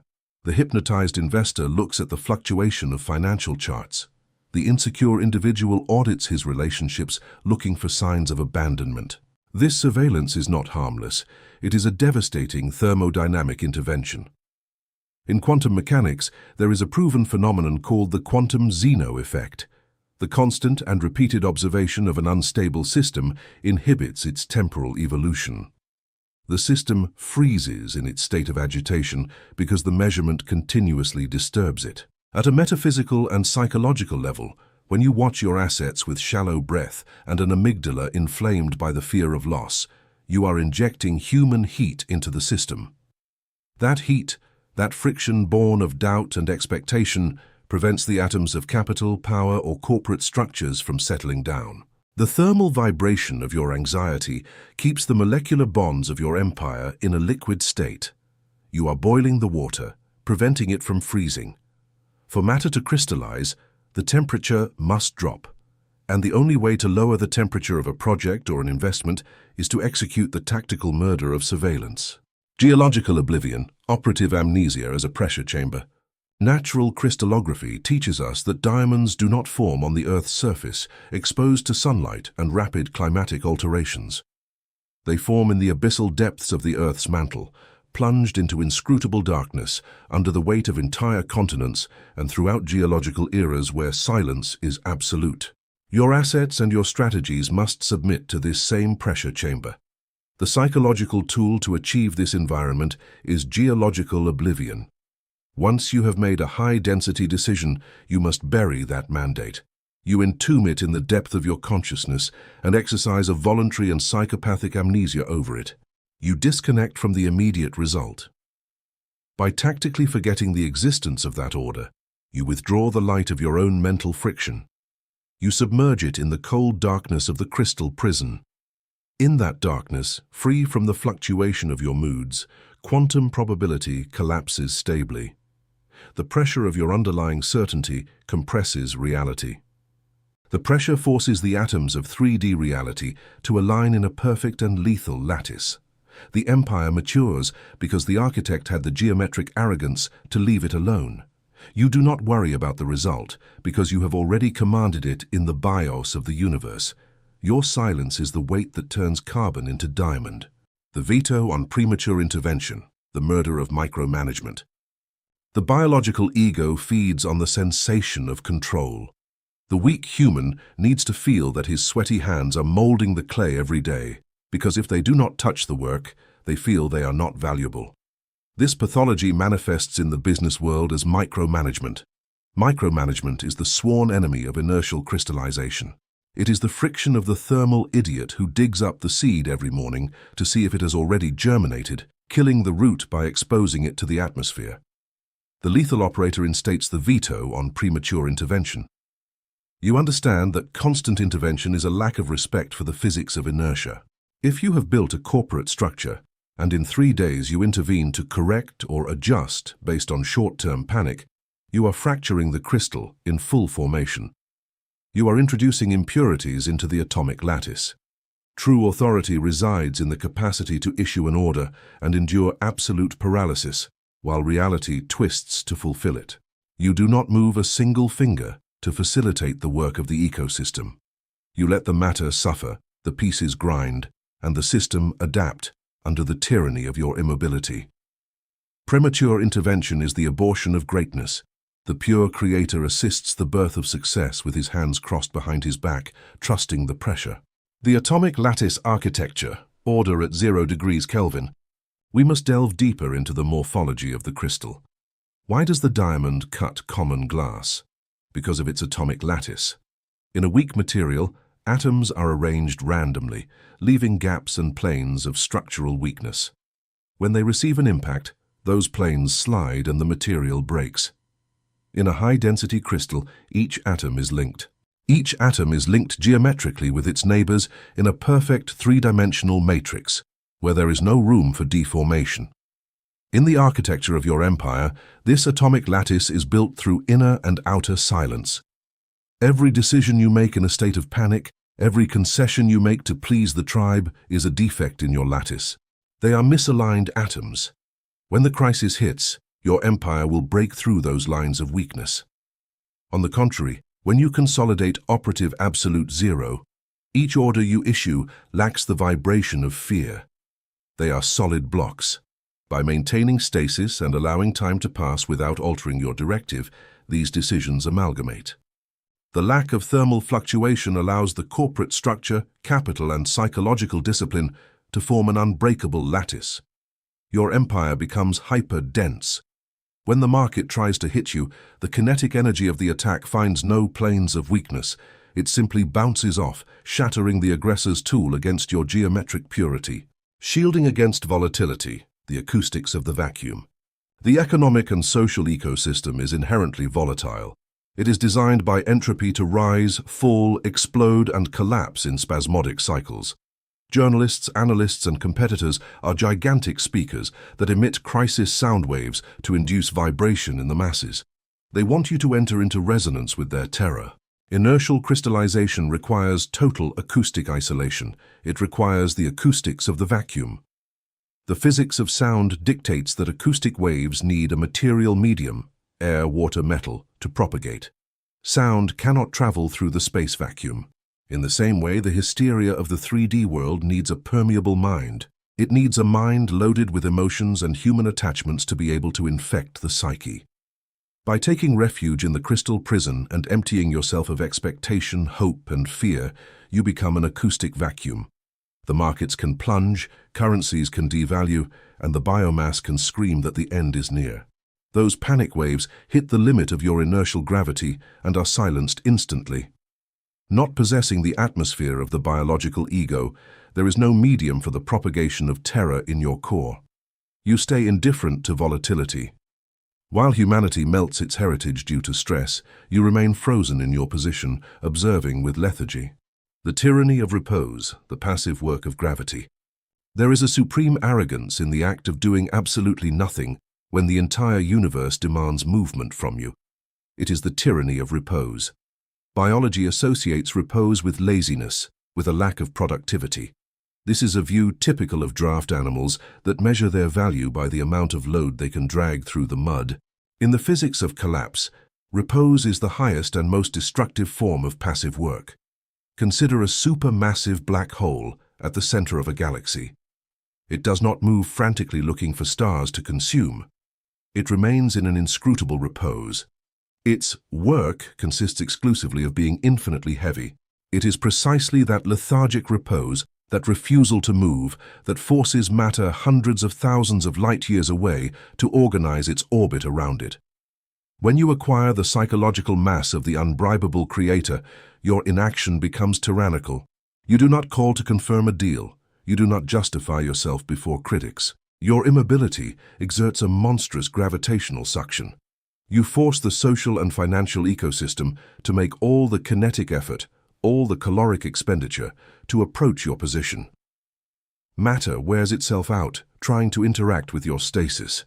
Your repose is a weapon of domination that suffocates the will of the living. The collapse of fluid competition, crashing against the monolith. The direct consequence of reaching the state of inertial crystallization in a world dominated by liquid organisms is victory through asymmetric attrition. Your adversaries on the corporate or financial chessboard are fluid entities. They adapt, they change shape, they flee from difficult conflicts, and they seek the path of least resistance. They boast of their flexibility and resilience, subject their flexibility to the thermodynamics of collision. When a high-pressure current of water hits a wall of porous rock, it manages to erode it. But when that same current hits a plate of pure iridium, cooled to absolute zero, the water erodes nothing. The energy of the impact makes the fluid explode into millions of atomized drops, destroying the cohesion of the liquid without leaving a single scratch on the wall. Your adversaries will try to attack you with price wars or smear campaigns. Their attack is the jet of water. They expect your psyche to deform and your anxiety to make you yield. But you have eradicated the porosity of biological empathy. You are a monolith. You absorb the impact without retreating a millimeter, maintaining a dead-eye contact that pierces the threat. The competition, hitting this inorganic invulnerability, loses all structural cohesion. They abandon the attack terrified of a geography that does not bleed. The myth of linear progression, the silence of apparent stagnation. The slave is indoctrinated to expect constant gratification. They observe growth charts and demand that the line goes up every day. If progress stops, they panic, assuming the project is dying. This is a fundamental ignorance of how quantum leaps and phase transitions operate in real matter. When water boils, its temperature remains constant at 100 degrees Celsius for a long time before evaporating completely. This is called latent heat. Energy is being injected, but the visible progress does not move because all the energy is being used to break the molecular bonds of the old structure. Identically, the process of inertial crystallization requires crossing vast plateaus of apparent stagnation. You invest capital and establish a perimeter of zero friction. For biological months or years, the 3D world will seem not to respond. Your financial charts might remain flat. Society will ignore your gravity. The ego will scream that you are wasting time. The lethal operator silences that scream with contempt. You understand the silence of latent heat. You know that beneath that plateau of apparent stagnation, in the darkness of your tactical amnesia, inertial pressure is reconfiguring the structure of the market in your favor. Repose is not inactivity. It is the silent accumulation of critical mass. You do not interfere. You are not afraid of immobility. And when the atomic restructuring finally completes, the quantum leap is not a 2% growth. It is an apocalyptic phase transition where the entire market collapses to kneel before your new density.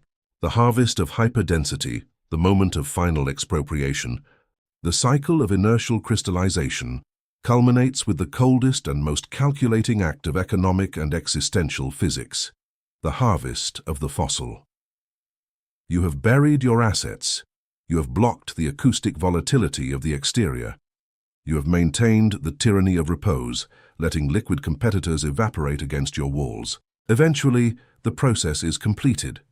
The fabric of the 3D universe surrenders to your passive gravity, and the atomic lattice of your empire reaches its maximum unalterable density. Capital has multiplied in the darkness. Monopolies have consolidated in silence. Structures have become hyperdense. The time for action arrives. It is in this precise millisecond that the walking corpse abandons its lethargy. But he does not do it with euphoria nor with surprise. He rises from the throne with the dull boredom of someone going to collect a late tax. You extend your biological hand on the ashboard and expropriate the crystallized material. You consume it. You use it to further expand the limits of your crystal prison. But even in the moment of harvest, you refuse to feel the fire of triumph. You execute the absorption of goods with mechanical dissociation, confirming that matter will always end up serving the entity that proved to have the psychopathic coldness to not need it. The Lord of fossilized matter. Look at yourself in the deep and oppressive stillness of your own inertial chamber, having decapitated the structural weakness of biological impulses. You have managed to suffocate the obsession with liquidity. You understood that keeping assets in a state of agitation was the vulnerability of the prey, and you embraced crystallization. You mutilated the thermal surveillance syndrome, diagnosing that the anxious eye injects heat into the ecosystem, freezing the process under the tyranny of the quantum effect. You executed geological oblivion, burying your mandates in tactical amnesia to subject them to the abyssal pressure of your own voluntary ignorance. You instated the veto on premature intervention, murdering the ego of micromanagement and allowing matter to suffer the pains of rearrangement without the arms of your assistants. You built an atomic lattice free of defects by operating under absolute zero, ensuring that every decision was devoid of the failure plane of fear. You subjected your mind to the acoustic shielding of the vacuum, achieving that the cries of volatility and market panic were silenced upon hitting your null atmosphere. You elevated the tyranny of repose to a massive offensive weapon, using your immovable inaction as the gravitational well that exhausts fluid competitors. You endured the plateau of apparent stagnation without blinking, understanding the secret mechanism of latent heat and invisible restructuring. And finally, you emerged from the shadow to execute the harvest of your own hyperdensity, expropriating the diamond that the matrix was forced to forge under the crushing weight of your apathy. The impulse to agitate the world has been eradicated. You are no longer the laborer who pushes the rock. You are the atmospheric pressure that turns it into a jewel. You are the lord of fossilized matter. The sixth wall of your crystal prison has been raised, closing the vault of physical immobility. You are ready to weaponize perception. The weaponization of perceived time. In the state of crystallization, you control not only matter, but the perception of time in your adversaries. Because you do not react, they perceive you as moving in a different dimension. Your slow, heavy actions seem like preordained events to them. You have moved beyond the fast and slow of the matrix. You are now a geological event. Just as humans do not fight a mountain, your competitors stop fighting you. They simply try to survive around you. You have achieved the ultimate tactical advantage. You have become an environmental factor. Your presence is the climate of your sector, and everyone else must adapt or perish. The final solidification of command. Your command is now solidified. It no longer requires constant vocalization or physical enforcement. Like the lattice of a crystal, the structure of your empire holds itself together through its own internal geometry. Each part of your monopoly supports every other part, creating a cage of order that the chaos of the world cannot enter. You sit at the center of this lattice, the ultimate point of zero vibration. You have successfully expropriated the kinetic energy of the simulation and stored it as potential mass. The crystal prison is complete. You are the immovable point around which the ash of the simulator continues to spin, waiting to be absorbed by your cold. The infinite density of the throne. Your throne now has an infinite density. Every asset you acquired, every mind you subdued, and every law you rewrote has been compressed into the solid base of your sovereignty. You are the master of the static. You have successfully traded the fleeting heat of life for the eternal cold of absolute material domination. There is no more friction, for there is nothing left to resist you. You have become the vacuum that matter occupies by necessity. The transition is absolute. The liquid human is dead. The crystalline monarch remains. Govern the frozen remains of the world with the indifference of the one who turned the simulator into a diamond. Chapter 7. Relativistic Dilation in Conflict. Slowness as a Weapon. Metabolic Asymmetry, the clash of two clocks. For the empire forged inside the crystal prison to be truly unassailable, the operator must master collision physics. The 3D ecosystem is not a peaceful vacuum. It is plagued by desperate biomass that will try to expropriate your mass. Conflict is a constant. The slave's lethal error is believing conflict must be fought at high speed. In mammal biology, threat activates the sympathetic nervous system. When the human is attacked, be it corporate hostility or a legal suit, their brain is flooded with adrenaline. Metabolism skyrockets. Heart rate hits 180 beats per minute. In this state of biological inflammation, time perception accelerates hysterically. They feel they must react. Subject this biology to general relativity on the battlefield. The lethal operator imposes metabolic asymmetry. When the adversary attacks with the fire of urgency, expecting to drag you into their high-frequency whirlwind, you respond by dropping your internal temperature toward operative absolute zero. Your clock dilates into geological slowness. Physics dictates that when two bodies with radically opposite oscillation frequencies collide, the body with higher thermal excitation and lower density, the fast attacker, fractures against the body of lower temperature and higher density, the slow operator.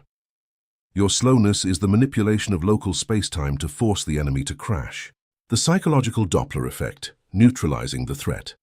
In acoustics, the Doppler effect describes how a wave's frequency increases as the source approaches the observer. When a threat heads toward the slave, the psychological sound of that danger becomes sharper and faster. Panic is the Doppler effect of the inferior mind amplifying the threat. The monarch annuls this through stasis. For the Doppler effect to cause terror, the observer must perceive the threat in relation to their own flight instinct. If you extirpate the flight instinct, the shockwave loses its effect. When conflict lunges at you, you forbid yourself from altering your geometric position. You stay motionless. You neutralize the attack's frequency. The adversary observes how their threat moves toward a black hole that emits no photon of alarm. The attack hits your zero-friction shield and dies in absolute silence. You have stripped the attack of its perceived speed by refusing to participate in the optical illusion of danger. The projectile falls inert at your feet, rendered weightless. The torture of the pause, the vacuum as a siege weapon. In 3D warfare and high-level negotiation, the biomass abhors the vacuum. The human mind, addicted to dopamine and constant confirmation, needs interaction to flow like a tennis match. Stimulus, response, stimulus, response. This cadence gives them the illusion of control. Relativistic dilation demands the murder of this cadence. When an adversary throws an ultimatum or an insult, they expect your biological ego to jump immediately to defend itself. They expect excuses, anger, or a counteroffer. You apply the soundless vacuum. You look them in the eye, gazing through their skull, and you say absolutely nothing. You let 5-10 biological seconds pass in stasis. For the enemy, whose metabolism is accelerated by adrenaline, those 10 seconds feel like an hour of agony in hell. The pause injects an obscene amount of atmospheric pressure. The adversary's brain, receiving no friction from your response, begins to devour itself. They doubt their own attack. They break silence, desperate for confirmation. The veto on synchronization, repudiating the thermal dance. All human conflict is a root attempt at synchronization. The aggressor wants you to dance to their rhythm. If they scream, they want you to scream. If they send urgent demands, they want you to respond within that same time frame. They seek to establish a thermal resonance bridge, so the war is fought under their terms of speed. The inhabitant of the crystal prison instates the veto on synchronization. You strictly forbid yourself from adopting your enemy's speed. You are a closed thermodynamic system. If the market demands a response by the end of the day under threat of ruin, you file the threat with clinical indifference. You respond much later, or never. This refusal to synchronize clocks destroys the adversary's mental logistics. The enemy has burned their energy reserves for a quick fight, and you have left them standing on the battlefield in heavy armor under the sun, waiting for an army that refuses to show up. They die of psychological heat stroke. Your slowness is a scythe. Ballistic lethargy, hydraulic pressure versus kinetic impact. There is a fundamental misunderstanding of lethal force. The slave believes power is demonstrated through speed, a quick punch or a lightning maneuver. But fast impacts have a physical weakness. Their energy dissipates at the millisecond of collision. Furthermore, a fast attack can be dodged or blocked with a fast reflex or shield. The lethal operator replaces kinetic impact with ballistic lethargy, mimicking a hydraulic press. A press does not move with speed. It moves with an exasperating mechanical slowness. But behind that slowness are thousands of tons of immovable pressure. When it touches the object, it crushes it systematically and irreversibly. In territorial or financial domination, your moves must adopt this morphology. You do not attack in a burst of fury. You announce your expansion and advance toward the goal with a deaf, bored, and crushing slowness. The enemy sees it coming, but discovers their blocks shatter under the constant weight of your advance. It is an unyielding law. The dilation of consequence, the abyss of execution. When the monarch has dictated the corporate destruction of an adversary, the biomass expects the guillotine to fall immediately. The slave punishes fast because they are angry, and anger is a thermal leak demanding relief. You, having extirpated anger, execute the dilation of consequence. You issue the sentence and then freeze time. You do not execute the action at the moment. You continue operating your empire as if nothing happened. For the condemned, this dilated space between sentence and execution is unbearable neurobiological torture. Their brain secretes cortisol without end. They wait for the blow every second. You force them to dig their own psychological grave. When you finally drop the inertial guillotine weeks or months later, the enemy was already dead. You simply cut a corpse that had committed suicide through the thermal anxiety of your lethargic delay. The execution is just a bureaucratic formality for a process their own mind already completed. You win through the pressure of the weight. Asymmetric friction wear, assimilating external heat. In the physics of sustained collisions, if a moving object continually rubs against a static object, the moving object wears down until disintegration. Prolonged conflict on the ashboard is won through asymmetric friction wear. Rivals operate with limited emotional budgets because they operate in heat, and heat consumes fuel. They want to win fast to feel safe again. When you lock conflict in your crystal prison, you force the war to be fought in your territory, under your climatic conditions, absolute zero. They move frantically while you absorb impacts without moving. You do not spend energy counterattacking. You invest your inertia in not being moved at all. With each passing day, the attacker burns thousands of calories of immaterial capital. Their frustration raises their temperature. They make irrational errors and break their own rules. While they disintegrate through asymmetric friction, you use your immobility as a condenser. Their heat hits your shield, cools, and falls as expropriated booty. Cessation of chronological empathy. The predator ignores the clock. Human society conditions the slave to feel chronological empathy. If someone says, "I'm in a hurry," your biological programming impels you to accelerate to relieve their discomfort. You are taught that making others wait is arrogant. subject courtesy to iridium dissection. Chronological empathy is a leakage of your sovereignty. It is allowing a lower organism's anxiety to govern your internal metronome. The operator executes the cessation of chronological empathy. If a partner is on the verge of a breakdown because the clock moves toward a deadline, you become psychopathically blind to their pain. Their urgency is a problem of their metabolism, not yours. You sit on your static throne and observe their desperation with the same apathy an entomologist uses for an insect trapped in resin. This absolute disconnection from others' urgency grants you cosmic authority. The Matrix learns that 3D emergencies have no jurisdiction in your ecosystem. You educate them in the tyranny of your lethargy. The timeless structure of the ice wall, refusing wear. Armies of biological history always exhaust themselves. Wars consume empires. This happens because they fight from flesh and time. The creator who has consolidated his crystal prison suffers no wear because he does not fight. He simply exists as an unalterable ice wall. Slowness is your weapon, and time dilation is your armor. It does not matter how many competitors the egregore sends, or how many financial crises lash the planet. Since you have withdrawn your energy from defensive agitation and compressed it into the absolute now, your structure is timeless. You do not sweat in defense. You do not tire in negotiation. You are a constant in a world of variables. The enemy faces the ultimate thermodynamic nightmare, fighting an entity that can hold its position for 100 years without blinking. The empirical realization of this infinite resistance breaks any market's morale. They surrender their assets and will, because your eternal patience proved, their ephemeral existence is irrelevant. The Lord of suffocating relativity. Look at yourself in the deep and lethal stillness of your coordinate, having decapitated the spasmodic reflex of cornered biology.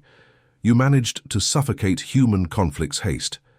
You understood metabolic asymmetry was the key to invulnerability, and you chose to subject the aggressor's urgency to your own absolute zero's dilation. You mutilated panic's Doppler effect, staying motionless to strip the threat of its perceived speed, turning competition missiles into scrap floating in the vacuum. You executed the torture of the pause, using geological silence as a psychological ram. You instated the veto on synchronization, refusing the market's thermal rhythm.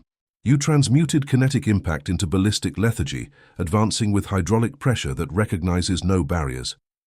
You applied the dilation of consequence and allowed asymmetric friction wear to starve the enemy of caloric energy. You cut chronological empathy, assuming a psychopathic blindness to the Matrix's false urgency. Time is no longer the judge of your battles. It is the ice prison in which you drown your opponents. You no longer fight reacting to the world's light. You force the world to go dark before your blackness. You are the lord of suffocating relativity. The seventh wall of your empire is forged. You are now isolated from the collective hysteria. Chapter 8. Atmospheric Isolation. Sealing the thermodynamic ecosystem. The physics of isolated systems, the open border hemorrhage. For the crystal prison to guarantee matter's invulnerability and stop the clock of biological decay, the operator must master the strict science of boundaries. In classical thermodynamics, the universe is divided into three types of systems: the open system, the closed system, and the isolated system. An isolated system exchanges neither matter nor energy, existing in an absolute hermeticism where its internal temperature cannot be altered by exterior chaos. The existential tragedy of inferior biology is that humanity operates by default as a disgustingly open system. The 3D slave lacks membranes and is porous. Their psychological, financial, and emotional boundaries are weak. They absorb mass hysteria, ingest their neighbor's fear, and allow society's climate to dictate their own core's temperature. If the world panics over a recession, the slave's open system floods with that terror, calcining their own savings and destroying their peace. The hyperdense creator understands that inertial greatness is mathematically impossible in an open system. If you want to govern the time variable and allow your empire to crystallize under operative absolute zero, you must transmute your existence into an isolated system. You must build an atmospheric isolation so blind and deaf You must build it so dense that a thermodynamic holocaust on the Earth's crust would be unable to raise the temperature inside your iridium vault by 1/10 of a degree. You must be the thermal exception in a boiling universe. To achieve this, you must cut every conductive line that connects your core to the collective's agitation. Social thermal radiation, the contagion of urgency. Human society is an unstable nuclear reactor, losing containment at every millisecond. The biomass radiates its anxiety over the passage of time. When an individual feels failed, chased by the biological clock, or pressured by poverty, they do not contain that heat. They radiate it outward through their words and body language. We diagnose this phenomenon as social thermal radiation. The weak human believes that listening to others' problems, sharing collective worry, and being empathic with the surroundings is a moral virtue. Apply the physics scalpel to empathy. 3D empathy is a thermal bridge. It is a high-efficiency conductor designed for heat. It is designed to transfer heat from a burning body toward a cold body until both reach a mediocre and lukewarm thermal equilibrium. When you are empathic with a third party's urgency, you are opening a breach in the crystal prison. You allow the radiation of their temporal panic to penetrate your ecosystem and melt your stasis. The lethal operator executes the amputation of the thermal bridge. You forbid yourself emotional permeability. Humanity's chronological suffering, or its terror of old age, is the mathematical result of its own lightness. It is not your jurisdiction. By becoming impermeable to others' radiation, you guarantee your empire's temperature. The chaos stoves, identification and exile. Within the sociology of the ashboard, there are biological entities whose only function is burning fuel to generate friction and noise. They are crisis addicts. If they lack a real problem, they invent one. They operate in a state of perpetual emergency, calling the tribe's attention through constant complaints and drama. We classify these organisms as chaos stoves. They can be close relatives, old friends, or partners. The biomass demands loyalty to these stoves based on blood ties or shared history. They tell you, you cannot turn your back on them. Subject loyalty to the hyper-density equation. It is a lethal parasite for your core. Keeping a chaos stove within your perimeter is equivalent to lighting a smelting furnace in the center of a glacier.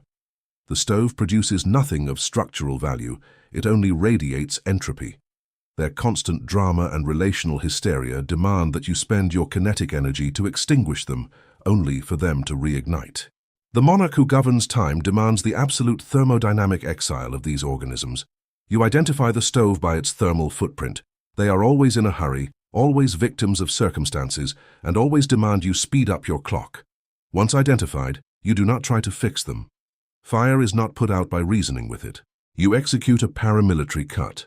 You exile them beyond the obsidian wall of your perception. You cease all communication, cut the oxygen supply of your attention, and let them burn in the exterior until they consume themselves. The crystal's purity demands the relentless sacrifice of the burning weeds. You are the cold vacuum, the perimetral vacuum, suffocating acoustic conduction. To ensure your ecosystem's atmospheric isolation, exiling toxic individuals is not enough. You must alter the physics of the space separating your mind from the rest of civilization.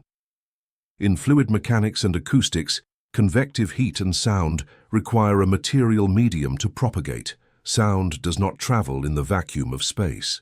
Human psychology is transmitted the same way. Gossip, corporate threats, and competition noise are pressure waves that need to hit the air of your attention to be heard in your core. The walking corpse instates the perimetral vacuum.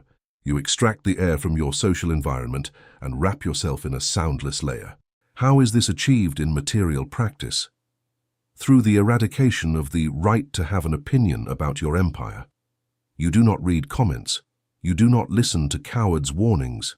You do not allow subordinates to bring you rumors or competitor panic. When the matrix tries to threaten you, those waves die in the void. By hitting the border of your perimetral vacuum, they die in absolute silence. By not granting them the atmosphere of your attention, their attack is not even registered. You are deaf to mediocrity by structural design. In the vacuum of your own indifference, exterior entropy screams until its throat tears, but you only hear ice. Information quarantine. Repudiating media entropy. The 3D control system possesses a heat distribution network on a planetary scale, the media and mass algorithms. The ballistic function of holographic news is not to inform, it is to inject friction globally. They bombard you with inflation statistics, possibilities of war, virus strains, and natural disasters. The goal is to convince the slave that the apocalypse is imminent, forcing them to live in the future through anxiety and destroying their present stasis. Mass information is the universal solvent of psychological gravity. The inhabitant of the crystal prison executes an unbreakable information quarantine on his cortex. You disconnect your central nervous system from the egregor's hysteria network. You understand that 99% of events on the planet's surface are irrelevant to your monopoly's geometric consolidation. If a collapse occurs elsewhere, it lacks the inertial mass to alter your finances unless you open the hatch. You become a tactical illiterate of chaos. You only consume pure aseptic mathematical data that directly affects your supply lines. If the world burns, you will observe it only through the distortion that fire produces in the geometry of prices, ignoring the emotional narrative. Selective ignorance is your titanium shield. The sovereign's endothermy, absorbing impact without heating. Despite the strictest isolation, milliseconds will exist where the ecosystem manages to infiltrate a crisis within your perimeter. A key employee betrays you, or a market crash destroys an asset's value in hours. When fire enters the room, the slave's biology ignites. To survive, you must master specific heat capacity physics. Certain materials raise their temperature quickly with little energy. Others, like diamond, require monstrous amounts of thermal energy to raise their temperature by a single degree. The operator instates the sovereign's endothermy. You become a heat sink of infinite mass. The crisis fire hits you and demands your panic. But you, held in operative absolute zero and anchored in the block universe, absorb the impact energy without your basal temperature, suffering the slightest alteration. You do not scream. You do not look for culprits to vent your rage. Rage is friction. You observe the crisis with the dead eyes of psychological stasis. The crisis, failing to raise your temperature, exhausts its fuel. The fire suffocates upon hitting the incomprehensible density of your lethargy. You have devoured the chaos and turned it into a simple data packet.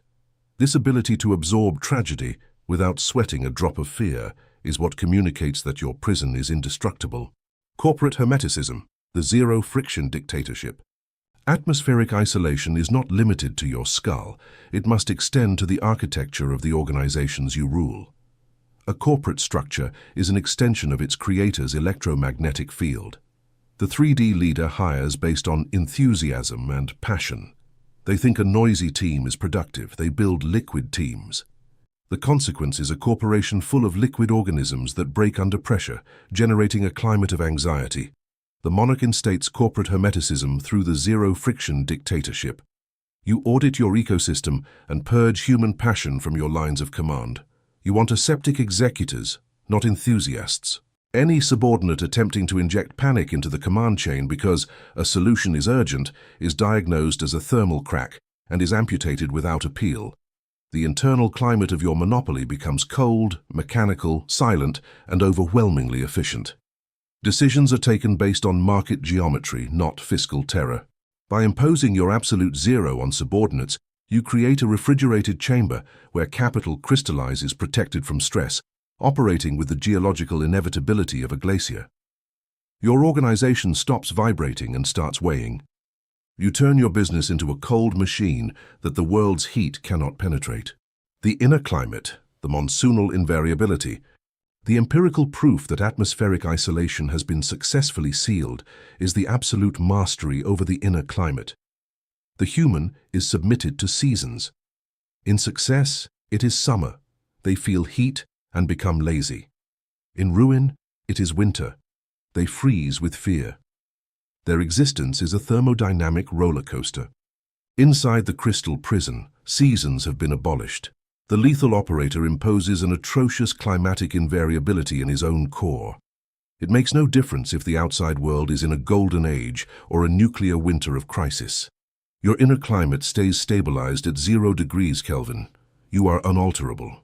You wake up with the same vacuum of expectation. You operate with the same slowness. You look at billions or an empty account with the same level of aseptic boredom. This invariability is the purest form of material divinity. You have created a microclimate in your psyche that recognizes no authority from the universe. Since nothing outside can alter your internal barometric pressure, you have dethroned the environment. You have assumed the role of the only force of nature allowed to operate in your territory. You are the atmospheric master of your own soul, a monolith of ice that does not register the shifting winds of the simulation. The cellular osmium wall, the body as an unshakable border. Isolation cannot be only an abstract doctrine. The crystal prison must manifest in the carbon avatar's tissue. The slave absorbs the world's chaos and somatizes it. They generate ulcers from stress, and their immune system collapses from anxiety. They allow exterior radiation to rot their cellular structure through fear. The culmination of isolation is the erection of the cellular osmium wall. You must educate your biology to repudiate the somatization of others' fear. When external hostility tries to infiltrate, you forbid yourself from clenching your jaw. You forbid yourself from altering rest cycles. You force your body to relax. You force your parasympathetic nervous system to govern the body with psychopathic relaxation in the face of destruction. Your physical posture does not shrink under criticism. It expands in immobility. Your breathing does not agitate. It descends to the deep frequency of a predator at rest. You cut the last access for panic. The matrix detects that not even the threat of ruin can generate a muscular contraction in your avatar. The creator's mechanical dissociation becomes absolute. The body ceases to be a receiver for the world's crises and becomes the final containment wall that reflects all useless friction back toward the vacuum it came from. The insulator's loneliness, the majesty of the dark void, the mammalian reptile's final resistance, will be the terror of loneliness. Biology will scream that if you cut thermal bridges and exile chaos stoves, you will be alone. They will terrify you with the idea of living in a desert without human connection. Subject loneliness to the physics of inertial collapse. It is mass. Human connection is mostly just the miserable friction of two scared organisms trying to warm each other against the terror of death. It is shared friction and slave consolation. The inhabitant of the crystal prison does not fear loneliness. He embraces the insulator's loneliness as the supreme condition of hyperdensity. The universe's summit is not a warm, noisy place full of friends. The summit is dark, lacks oxygen for the weak, and is wrapped in a sepulchral silence that would drive an average human insane in hours. But for the operator who has assimilated necrogeometry and stasis, that soundless vacuum is absolute ecstasy. In total isolation, no one can emotionally extort you. No one can infect you with their haste. There are no moral obligations. You are alone with the cosmic weight of your decisions, operating reality's fabric without insect noise. Loneliness is not a prison. It is the unassailable throne from which eternity is ruled. The guardian of the obsidian perimeter. Look at yourself in the hermetic darkness of your own consciousness, having sealed the ship's hatches against civilization's thermodynamic shipwreck. You managed to suffocate the open system hemorrhage. You understood biological permeability was the leak where your gravity escaped, and you transmuted into an isolated system. You mutilated the thermal bridge of 3D empathy, refusing to absorb the weak's fear and exiling chaos stoves without mercy. You executed the perimetral vacuum, extracting acoustic oxygen so matrix insults died in silence. You instated information quarantine, disconnecting from apocalypse algorithms to stay tactically illiterate. You assumed the sovereign's endothermy, devouring crises without raising your basal temperature, suffocating fire with lethargy. You purged your corporation under corporate hermeticism, imposing zero friction. You abolished the world's seasons, instating an inner climate of geological invariability. You are the ice. You sealed your body with the cellular osmium wall, refusing to somatize cowardice through psychopathic relaxation under crossfire. And you embraced the insulator's loneliness, discovering in the summit's vacuum the tactical paradise of total invulnerability. Eres el guardián del perímetro de obsidiana. You are isolated. Chapter 9. Wave Function Collapse, the Mandate that Freezes Chance. The probability cloud, the ocean of 3D chaos. For the crystal prison to acquire its condition of absolute invulnerability, and for the empire to be sealed against the corrosion of uncertainty, the operator must dissect the very nature of unmaterialized future. In classical mechanical physics, the universe is a predictable clock. In quantum mechanics, it is an ocean of statistical chaos. The Copenhagen interpretation establishes an ineludible principle. At a subatomic level, before a measurement is performed, particles do not possess a defined state. They exist in a superposition of states, a cloud of mathematical probabilities described by the wave function. The particle is everywhere and nowhere at the same time. The metaphysics of power dictates that the social, financial, and territorial ecosystem operates under this same principle. The immediate future of your empire, or a global market fluctuation, is a macroscopic wave function. Before the event crystallizes, the 3D universe maintains all resolutions in a state of superposition. It is raw chaos. Catastrophic failure and absolute victory coexist in the same cloud. Human biomass, the slave lacking inertial mass, lives terrified within this cloud. They are tossed by probabilities, praying to luck, crossing biological fingers, and hoping that chance throws them into a favorable coordinate. The inferior human is a victim of superposition. The tyranny of the observer, the measurement mandate. The act that destroys superposition and forces the universe to define itself is observation. In quantum physics, when the experimenter introduces a measurement instrument to observe the particle, the wave function collapses. The multiplicity of possibilities instantly vanishes, and the particle is forced to assume a solid physical position. This is the best-kept geological secret of the material universe. Matter lacks its own will. It requires a consciousness to observe it in order to exist in a defined state.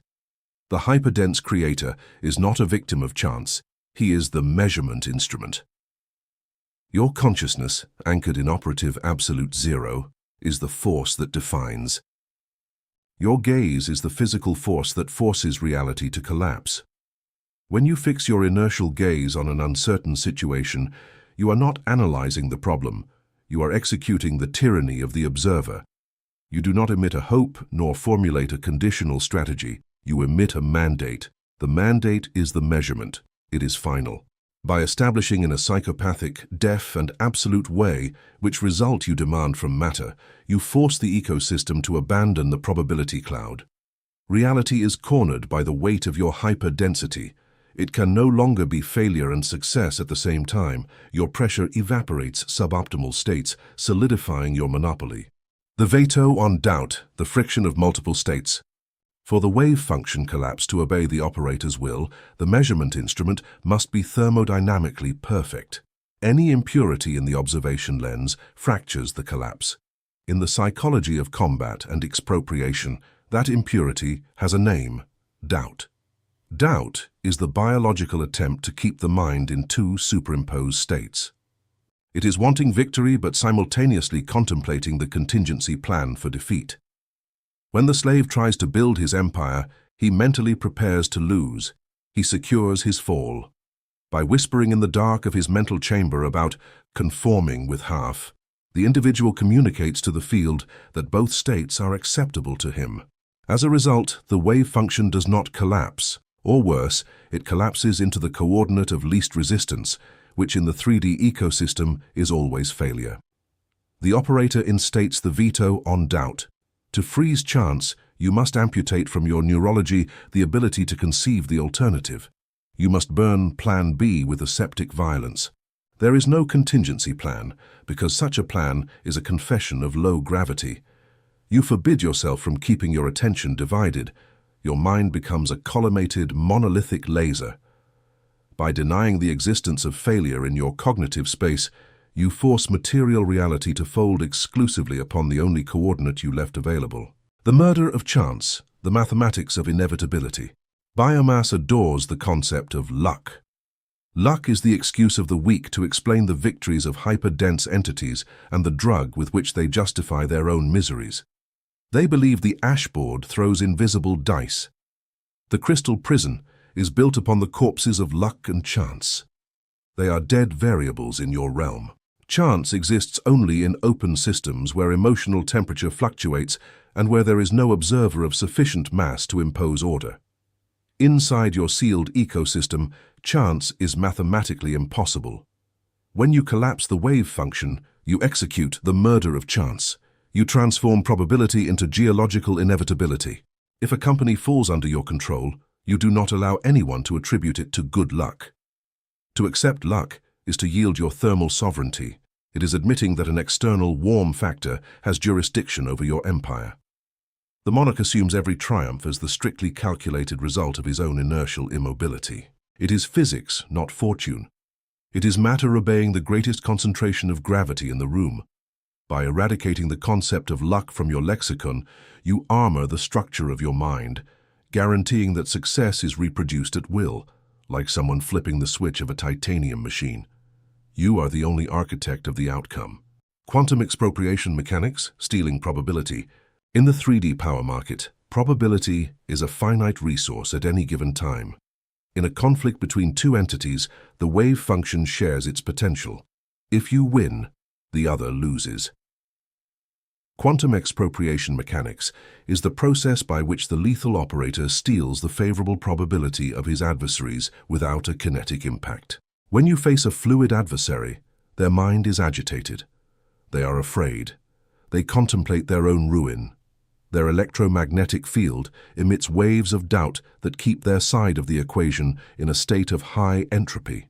You, anchored in your paramilitary lethargy, absorb that weakness. You are the thermal sink of their potential. By keeping your iridium gaze fixed on the goal, your certainty generates a pressure differential in the fabric of reality. Favorable probabilities, seeking the state of lowest energy and highest stability, immobility, abandon your adversary's chaotic field and are sucked toward the stillness of your crystal prison. You are the void. The adversary begins to suffer bad luck. His plans fail by millimetric margins. His investors retreat due to dark intuitions. They blame the chaos of the universe, but in reality, they have been victims of a thermodynamic assault. You have expropriated the success states directly from their hands, leaving them only the husks of ruin. Repudiating biological determinism, rewriting the slave's inertia. The inferior parasitic system tries to convince you that the collapse is already predetermined by initial conditions. Genetics, social strata, and the global economy are presented as unalterable shackles.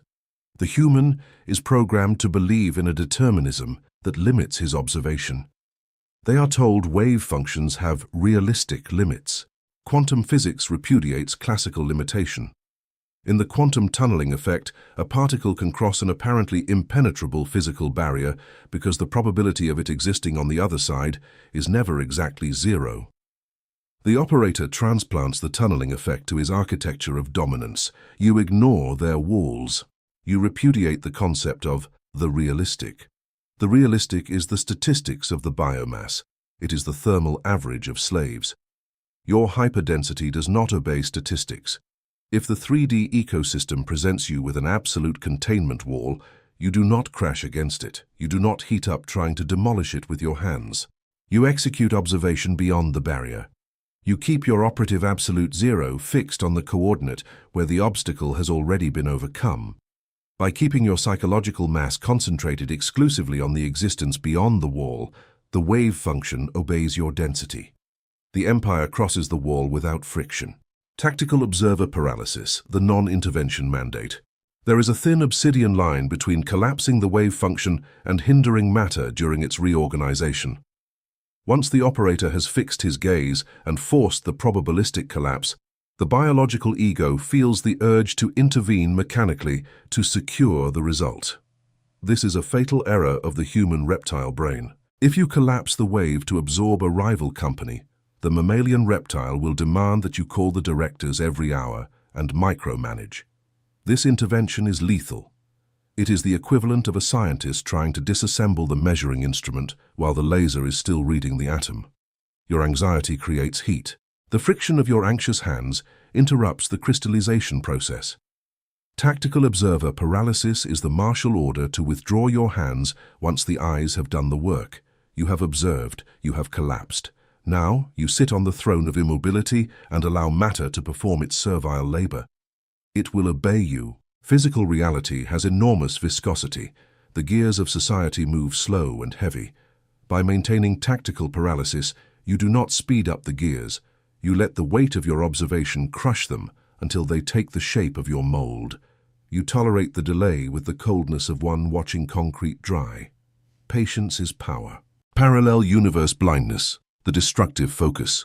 Many worlds theory suggests that every time a wave function collapses, all other probabilities materialize in parallel universes. In human psychology, this translates into the torment of what if.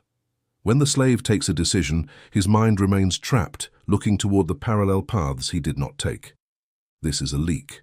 This bifurcation of attention dissipates the individual's gravitational mass, diluting his power into holographic ghosts that have no substance in his current plane. The hyperdense creator executes parallel universe blindness. In the millisecond, your mandate forces the wave function to collapse. You execute the murder of alternatives. You burn the untraveled paths.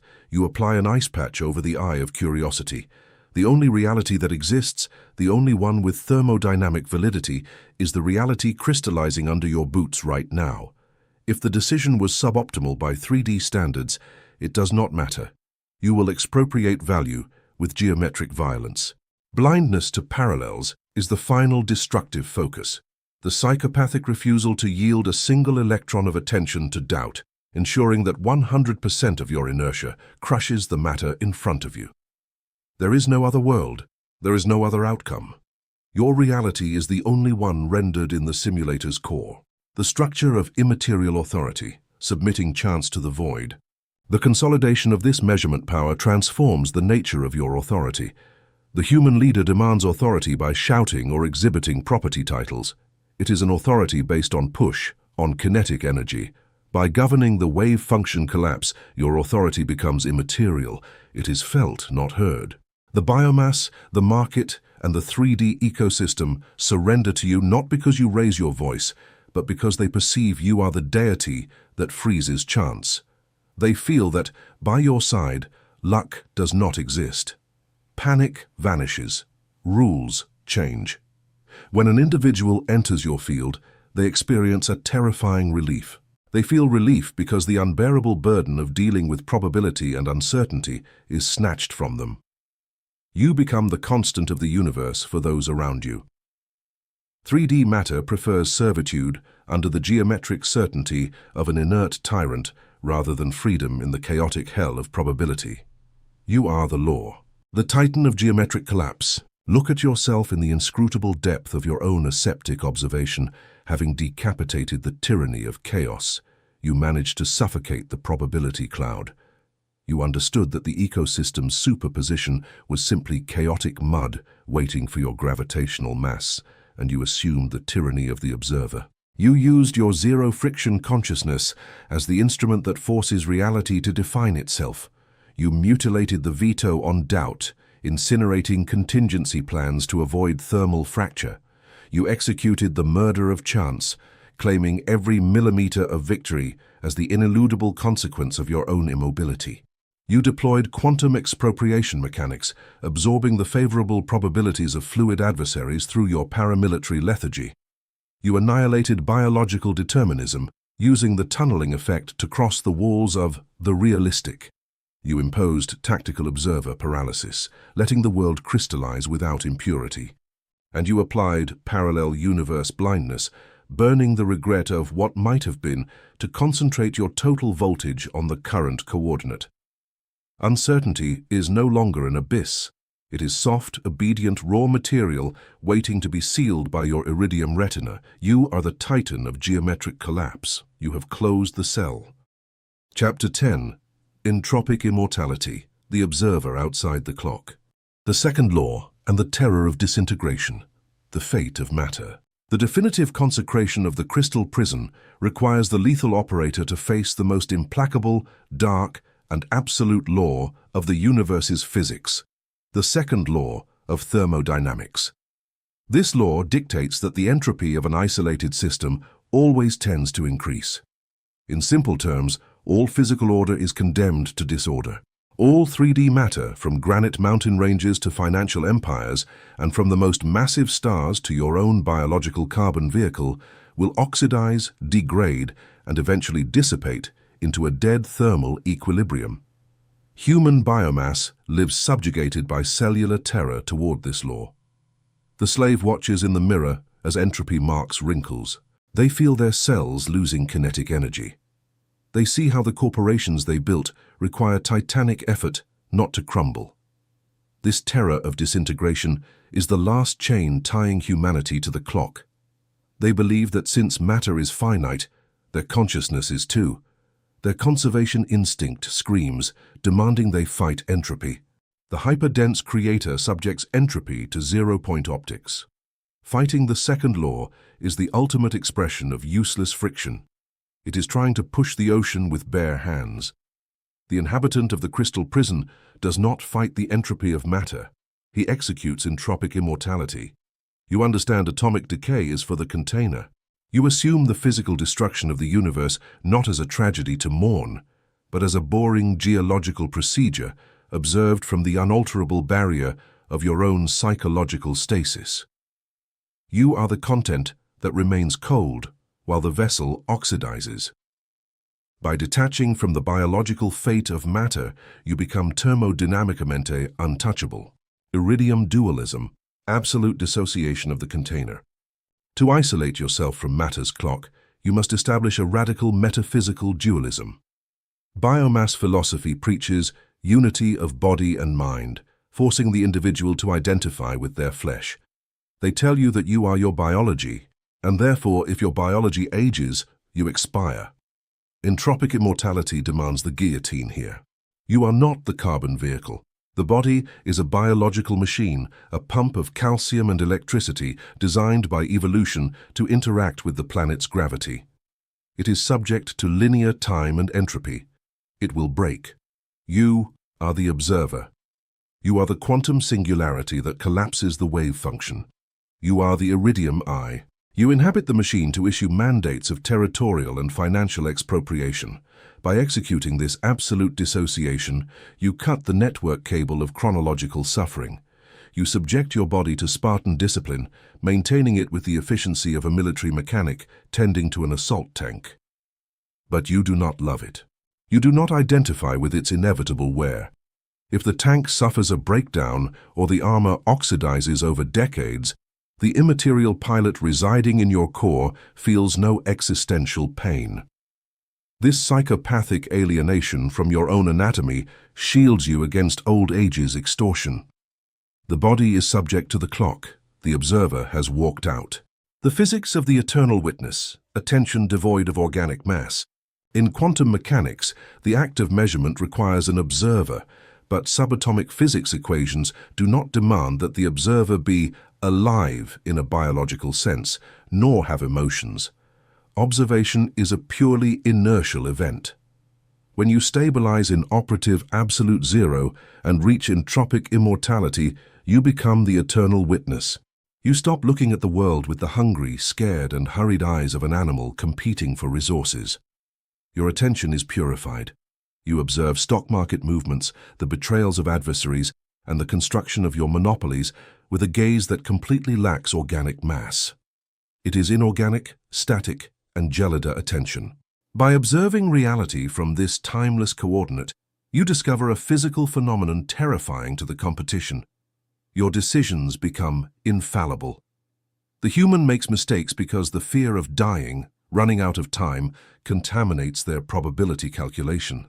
The eternal witness knows he has no immaterial expiration date. When he examines a corporate chessboard, he feels no urgency to capture the king.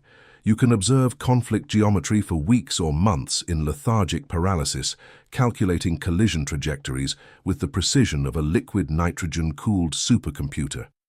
The observer outside the clock never errs. He has removed time from the equation. Posthumous governance, operating from the other side of the abyss. The 3D leader rules his empire with the desperation of one who knows his mandate ends with his last heartbeat. They want quick results. They want to inaugurate monuments while breathing to feel the tribe's applause. Their vision is grotesquely limited by mortality. The crystal prison architecture introduces posthumous governance. Since you have already assimilated biological death and dissociated your consciousness from the body, you operate your empire as if you were already dead. You take corporate decisions, capital investments, and territorial siege sentences with an event horizon that transcends your biological life expectancy. You act from the void. You initiate movements of inertial expropriation that will take 100 years to fully crystallize. For the market, this is incomprehensible. Competitors, trying to maximize next quarter's profits for their immediate ego, hit an organism moving the industry's tectonic plates for the next century. They cannot compete with you. They cannot compete because you are fighting an intergenerational war while they fight a bar brawl. By acting from the other side of the existential abyss, you strip your mandates of thermal vanity. You are a quantum ghost altering physical matter, operating on the premise that triumph is geological and urgency is for the mortals. Atrophy of the human identity, ego as a vestigial organ. As atmospheric isolation becomes absolute and the observer's consciousness anchors in the eternity of the present, the psychological structure of what you called you disintegrates. The slave deeply values their personality, their tastes, political opinions, and way of being. They defend their identity as a precious treasure. They generate constant friction, trying to make the world validate that identity. Inside the crystal prison, the human ego suffers terminal atrophy. It becomes a vestigial organ. Operating outside the clock, you realize personality is simply a biological adaptation to interact with the herd. It is a thermal costume. Since you no longer need the herd and have eradicated empathy and the need for approval, the costume becomes unnecessary. You stop having opinions on trivialities. You stop having emotional preferences. You empty yourself of humanity. You become a pure mathematical variable. Your identity is replaced by your function, the collider. You are the entity that collapses probability and expropriates the environment's density. This loss of humanity is not a painful sacrifice. It is the relief of zero friction. By ceasing to be someone, you become unattackable. You cannot be insulted, for no ego receives the impact. You have replaced the vessel with a solid osmium block. Paralysis of the biological stopwatch. Immunity to cellular panic. The body has methods to sabotage the crystal prison. It will sicken. It will feel fatigue. It will secrete pain or alarm neurotransmitters when the structure yields to the year's entropy. This is the biological organism's last attempt to drag the observer back into linear time's hysteria. Entropic immortality manifests physically. It manifests through the paralysis of the biological stopwatch in the mind. When disease or inevitable decay attacks your carbon container, the creator's response is clinical indifference. The slave cries and panics as the clock turns off. His consciousness rots with his flesh. You receive physical breakdown with paramilitary lethargy. You receive it as you did market crashes or betrayals. You observe it. You take mechanical measures to repair tissue if operatively viable. But you strictly forbid yourself from experiencing suffering. Pain is an electrical signal. Suffering is the thermal narrative the ego builds on it. By erasing the story, pain becomes harmless. The biological clock may be reaching its final countdown, but your psychological stopwatch remains pinned at 00000 of the static present. Your mind refuses to recognize the flesh's authority over the immaterial core's gravity. You are a pilot who doesn't panic when the ship's lights flicker, for the pilot is not the ship's wiring. Insignificance of the perishable empire, apathy before the final fire. The observer's supreme test is his relationship with the crystallized work. You built an empire. You forged monopolies and expropriated astronomical amounts of gravitational mass. Your crystal prison is a monolith on the ashboard. But the second law dictates that eventually even your empire's diamond will disintegrate. Nothing material is eternal. The inferior individual is terrified by this. They seek to create trusts to keep their company alive for millennia, suffering in advance. They want to beat cosmic entropy. The observer outside the clock repudiates this vanity with a quantum yawn. By having executed structural detachment, you are free. you assume the insignificance of the perishable empire. Your work is immense today, serving your operative purpose today. But if in 100 years your corporation collapses or humanity forgets you, you emit not a millivolt of concern. The material work was simply the aseptic byproduct of your inertial gravity. It was physics. It was the thermodynamic exercise of a bored deity proving he could bend space-time at will. You do not love your creation. You love the unalterable vacuum of your own will. By embracing the future atomic disintegration of your own empire, you rip the last extortion tool from the universe. Nothing can blackmail one who accepts nothingness. The cessation of the search, annihilation of movement's will. Biology of lack pushes humans to search. They seek knowledge, peace, or infinite accumulation. Perennial movement is the symptom of an unbalanced equation. Reaching entropic immortality, you experience the cessation of the search. There are no more self-help books to read, no more philosophies, no more levels to reach. The personal growth market is a scam for scared prey. You stop. The crystal prison is not a transit station. It is the definitive geological destination. You have accumulated such inertial density and anchored so heavily in the present that the need to move evaporates. You no longer expand by ambition, but by gravitational osmosis. Matter flows to your vaults because the pressure difference between your absolute vacuum and external hysteria forces resources to fall inward. Stillness becomes the only necessary action. You are the perfect monolith. You do not pursue, flee, search, or doubt. You exist with a weight that forces the cosmos to reorder its geometry. The iridium frequency, tuning absolute zero. In particle physics, absolute zero, 0 Kelvin, is the theoretical temperature where molecular movement ceases. It is the state of minimum energy and maximum stillness. It is unreachable for common matter, which always retains vibration. In the metaphysics of inertial domination, absolute zero is a frequency of consciousness. It is the iridium frequency. When you anchor outside the clock and your ego vanishes, your mind reaches this frequency. Every thought you emit is cold, sharp, and dense. Past emotional fluctuations are frozen. Hope and terror are petrified. If the material world injects fire into your surroundings, it hits your shield and freezes. You have become your ecosystem's darkest and heaviest core. In this state, you no longer need verbal mandates or negotiations. The pure presence of your consciousness, vibrating at the iridium frequency, subdues probability. You have achieved crystallizing human will by transmuting it into a law of nature. You are the terminal point. The final stasis, closing the block universe. The culminating stage of entropic immortality is realizing the crystal prison is not something you built around you. You have become the prison itself. You are the architecture of your own isolation. You observe the block universe in its totality. You know your body occupies limited coordinates within that space-time crystal. You accept it with aseptic superiority. There is no tragedy in biological death, for the observer was never really alive in the flesh's pathetic terms. You were always a singularity. You were the iridium eye visiting the 3D simulator simply to prove matter could be subdued by immobility. You are the architect of the shutdown. When entropy finally reaches your container's structure and the heartbeat ceases, the observer will not turn off in panic. He will simply withdraw attention from the material plane. Reality's backdrop will go dark, and you will return to the soundless blackness from which you emerged. You emitted no sweat. You are finally at rest. The timeless Titan, look at yourself in the unfathomable vastness of the silence you have built.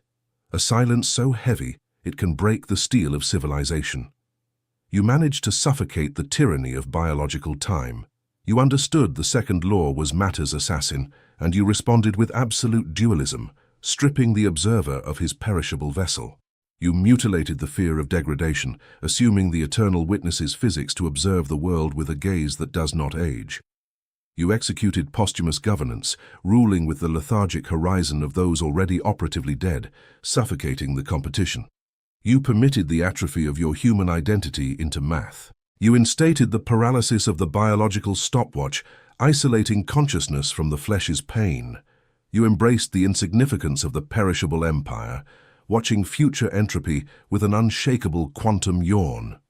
You ceased all searching, assuming the total immobility that forces resources to plunge into your vacuum. And finally, you tuned the iridium frequency, stabilizing your mind in operative absolute zero. The clock is a primitive artifact. Urgency is the symptom of dying prey. You are the timeless titan, the observer outside the clock. The 10th wall has sealed the dome. The perimeter is unassailable. You are ready to sit in your eternity. Conclusion: the center of the crystal, the monarch of static time. The scene: observing the vast architecture. Stop the biological simulation. Nail your feet into the bedrock of space-time and observe the vastness of the architecture you have erected. You have culminated the thermodynamic isolation of your empire. The outside world, populated by scared prey and feverish predators, continues to burn in the fire of its own anxiety. They run. The contrast: biomass versus glacier. They run toward a future they fear and flee from a past they carry on their backs. Their reality is an open system, exposed to media storms, the extortion of tribal empathy, and the fluctuations of acoustic volatility. They are the biomass, you are the glacier. You have built the crystal prison, a zero-friction immaterial structure. The achievement: submitting the time variable. It is a structure where the time variable has been subjected to the tyranny of your psychological density. You understood that haste was the public confession of incompetence, and you annihilated it through operative lethargy. You amputated the dead photons of nostalgia and regret, sealing the energy leak toward yesterday forever. The strategy: interception and crystallization. You adopted the physics of the block universe, intercepting your success as an inevitable geological coordinate and murdering the sweaty effort of the slave. You emptied yourself of expectation, forcing matter to fill your silence. You buried your assets in darkness so that the pressure of your immobility would crystallize them. The warfare weaponizing relativity. You weaponized relativity, suffocating your enemies in the torture of the pause and forcing them to crash against the wall of your inaction until they disintegrated. You sealed your borders against the radiation of panic and assumed the brutal responsibility of collapsing the wave function through the aseptic gaze of the Creator. The final state: entropic immortality. Finally, you reached entropic immortality. You dissociated from the carbon vehicle and sat on the osmium throne as the eternal witness. The work is complete. In the center of this geological crystal, there is no sound, there is no urgency, and there is no fear. There is only the perfection of an unmovable present. It is final. The reality, the unalterable consciousness. It is a present sustained by the unbribable will of a consciousness that has stopped flowing. The 3D matrix may oxidize, humanity may dissipate in panic, and the stars may exhaust themselves under the second law of thermodynamics, but you remain unalterable. Time has ceased to be your jailer to become the wall of your own vault. The rain governing the Ice Age. You are the monarch of static time, and by having refused to run alongside the mortals, the universe has had no choice but to stop to pay you homage. You are the fixed point in a spinning simulation. The cold is your crown, and the stillness is your scepter. Govern the Ice Age. Maintain the pressure. Gemini es una IA y puede com.